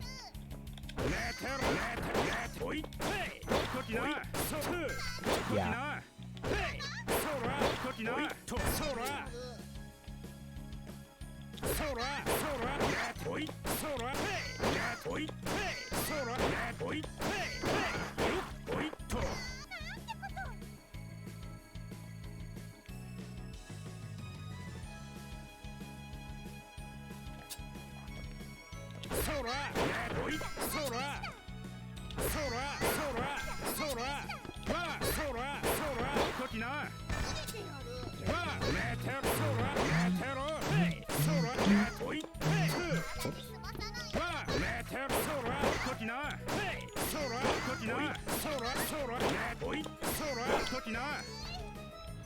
That's all this character can really do.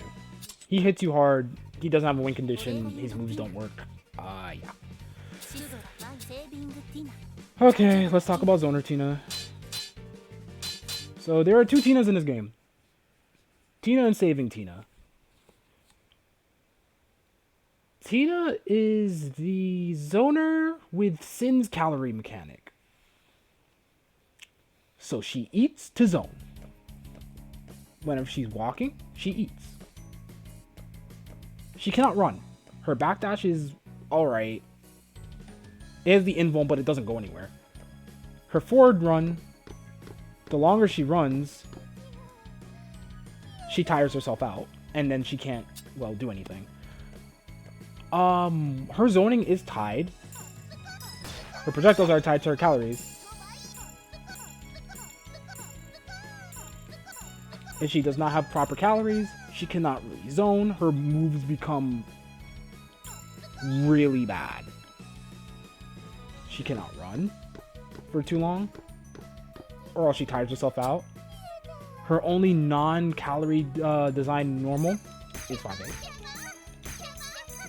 And that's it. However, 5A is plus 6 on hit, so you can realistically do some really funny things about that. This is also a projectile, but it also has nothing to do with calories. So if you think you can low profile this, or like high profile it, you are sorely mistaken. It'll probably blow you up. 6A also doesn't use calories. Neither does JA. 4A does. 5B, 6B, 4B, 5C, etc., etc. So how does she manage calories? 214B eats pizza. 214A eats kebab. It will fill up her calorie gauge up to a certain amount, and then we'll just stop. So think of it like Nagaruyuki doing bite and then doing specials and stuff like that.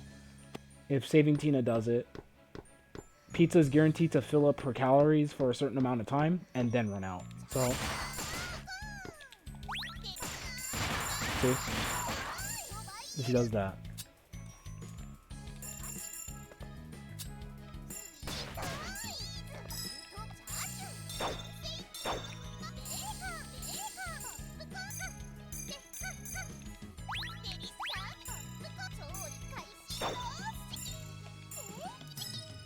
She can hold the projectile, she can do everything.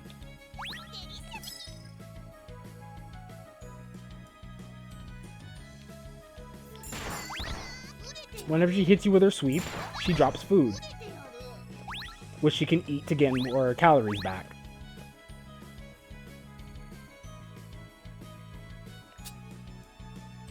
Yeah.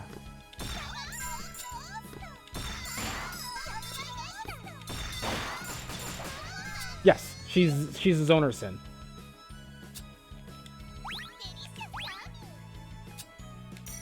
Two 3-6A's pinwheel. 2-3-6B puts pinwheel behind them.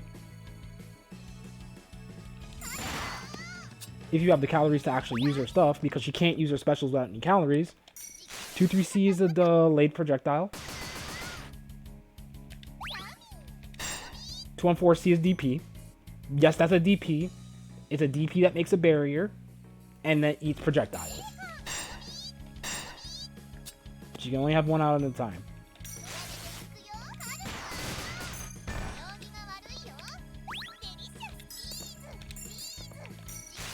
J236.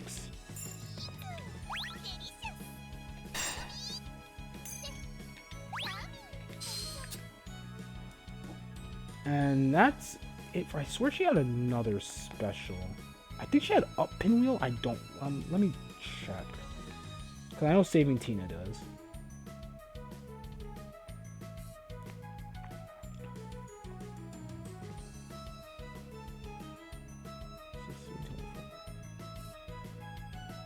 No, she doesn't. Oh, okay.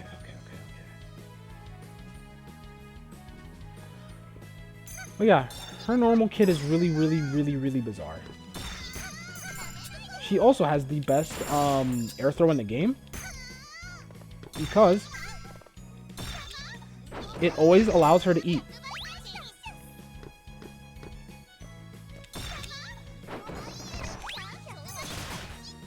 So she always gets Oki. She always gets her win condition, which is to eat.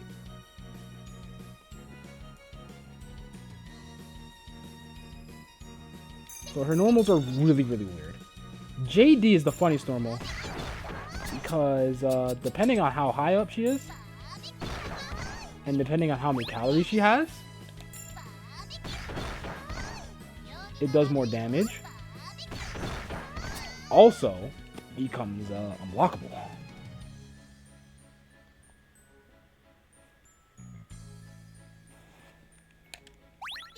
So she needs around like max calories, and then she does unblockable. Before it used to be determined by height, I think.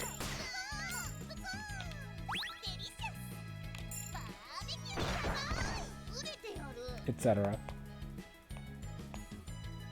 Good character. Interesting character.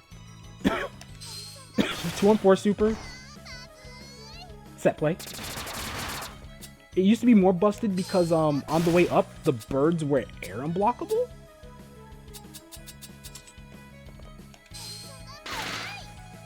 Now they're not.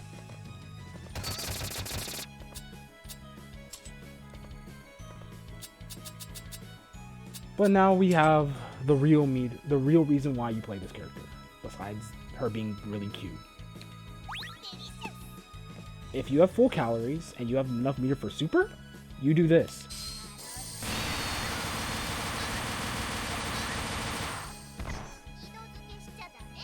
You use up all your remaining calories to quite literally blow up your opponent. That is the damage jump super.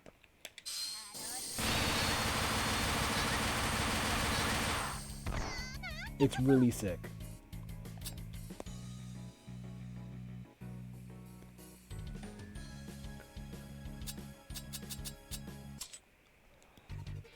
More hours. Alright, well, last character. I'm gonna pick a really nice color because all of Saving Tina's colors are good.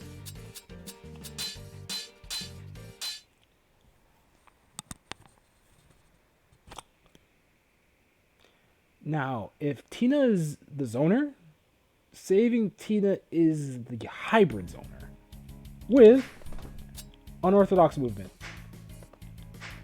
So she has her double air dash that uses up the meter.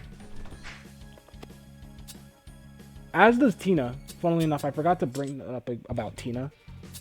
Tina's movement is really funny. So I can just bring that up now.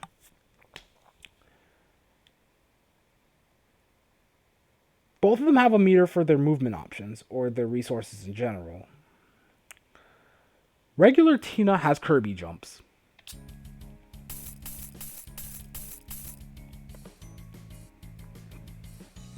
Quite literally.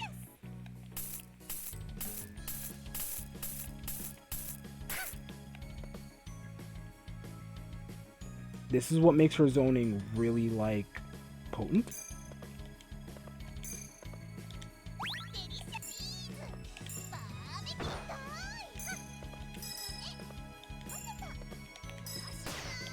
Because not only she can change her trajectory for moving, she can change the trajectory of her projectiles. So, you know, her zoning becomes really potent.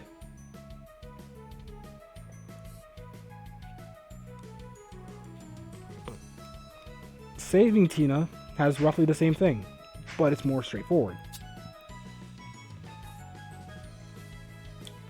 She has Hover Dash.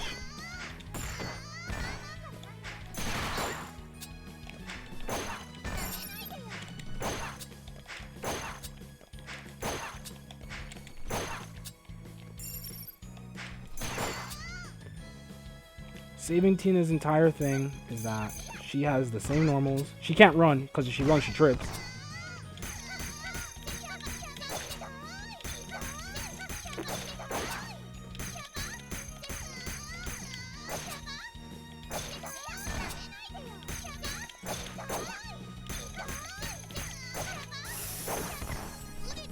Oh, right, yeah, that does not scale properly. We need to tell that to Free. I like how the hurt box is a lot higher than it looks.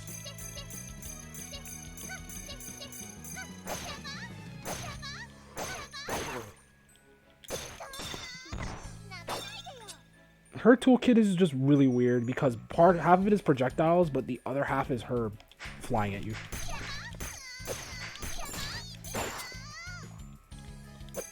"6A standard, 6B, 5B is really cute.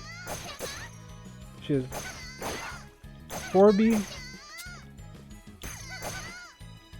which, mind you, her and Tina actually cannot Gatling their A-normals properly. It's really funny. Unless she does her other command normals.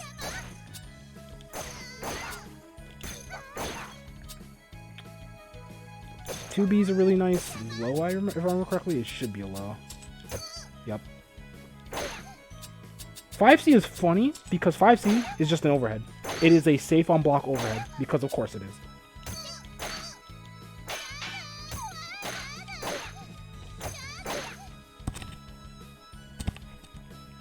She kind of just does really funny things. 2B, slide. Which she can hover dash cancel.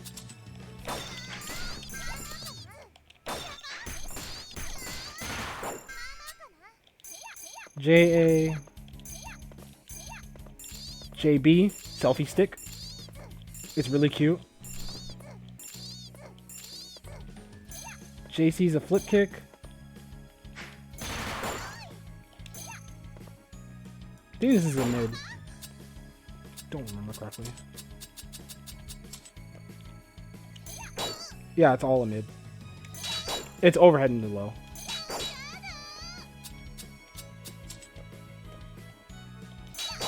Yep. So this character just does really funny things to you. Like that.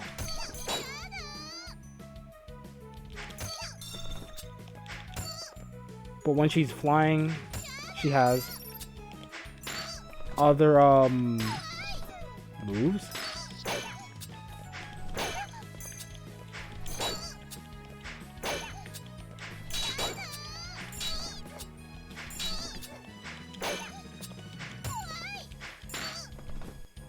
And then when she does other things, she goes into a flight state.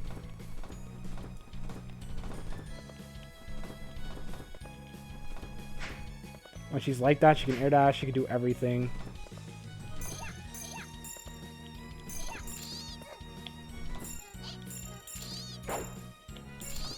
But then she forces herself out of her flight when she does anything else.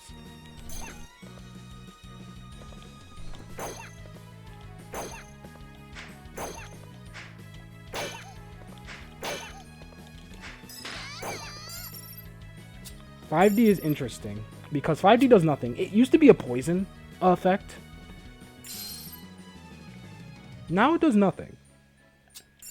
Except it refills her mix-up bar whenever she gets close to the smoke. So you basically do stuff, set up the mist, and then start mixing people. It's really cool. This character is also buggy because air throw doesn't scale properly. It's really strong. She's probably gonna get hot fixed later. Her supers are interesting.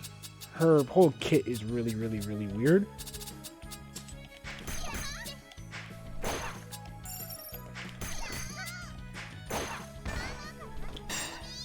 She has DP, projectiles, and same thing that I was doing before. She has another set of normals that are not cooperating with me, because she can do them out of her her hover dashes. Another thing, however, is that when she's in flight, she cannot block in the air. When she holds back when she's flying, she loses guard bar. She... 3, 4... Yep, she has quadruple jump. Air dashes that take bar. Mind you, if you're not near the smoke, it will not fill up, so...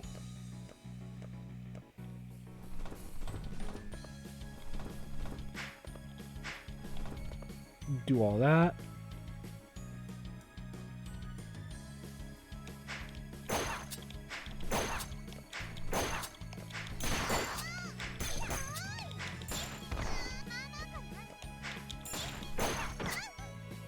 Really weird character. She's unfinished, but I'm really excited to see what happens. Shuttle loop.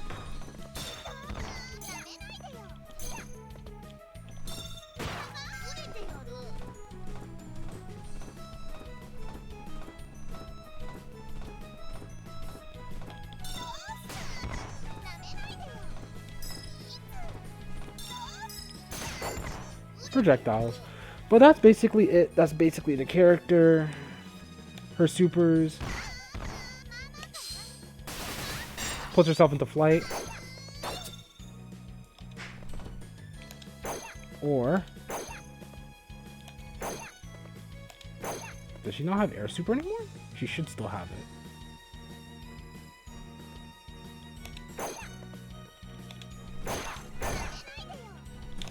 Yeah. When she's flying, she just dives down.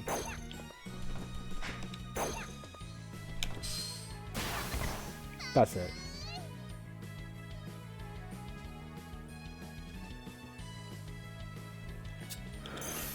B. 214C is... this move is joked because it, you know, hits meaty. 236A, whiffs on crouchers. 236B is up pinwheel. I think Tina used to have this. She does not have it anymore. 236C is fast projectile. She has 214A. I have no idea what this move does, but it's pretty sick. Advantage depends if she was blocking the corner. What? Oh. If you block this with her back to the corner, this is your own block. But it eats a lot of calories, so, you know. Yeah. Okay. That's everyone. I talked about this game for almost 5 hours. Would it be crazy if I tried to go online and look for games against JP players? That'd be really funny, wouldn't it?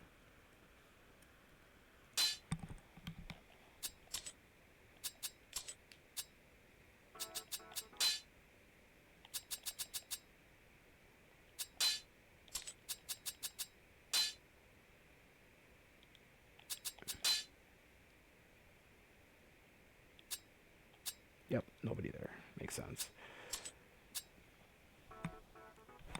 Go to bed? Yeah, I actually have to. I mean, I don't have to, but I actually have to. This is the latest I've stayed up in a while. Game's fun. If anybody wants the Patreon link, I would give it to them. I could, you know, I might just put it in the stream chat, just in case if anybody's interested. There is a playable demo with Siska, Cecil in mind. Or is it Siska, Kadora in mind? It's those three. I think it's those three that are always in the beta. Or in the demo, I should say. The game's $5 on Patreon every month. You get access to bi-weekly or like updates every 3 weeks. Game's fun. Community's growing. I'm really, really appreciative to even have that and other people to play the game with whenever I actually get on NetPlay. I love this game, man. And, shit, what else is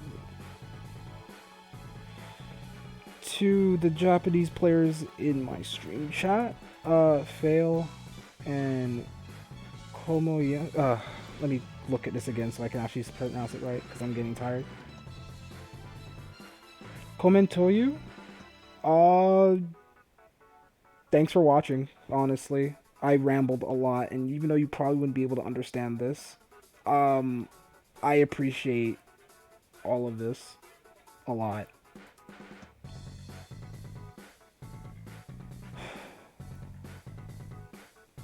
Well, that note,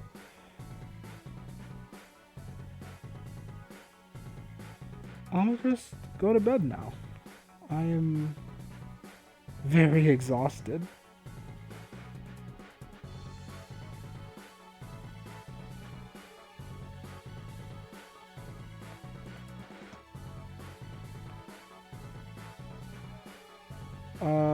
I might leave the.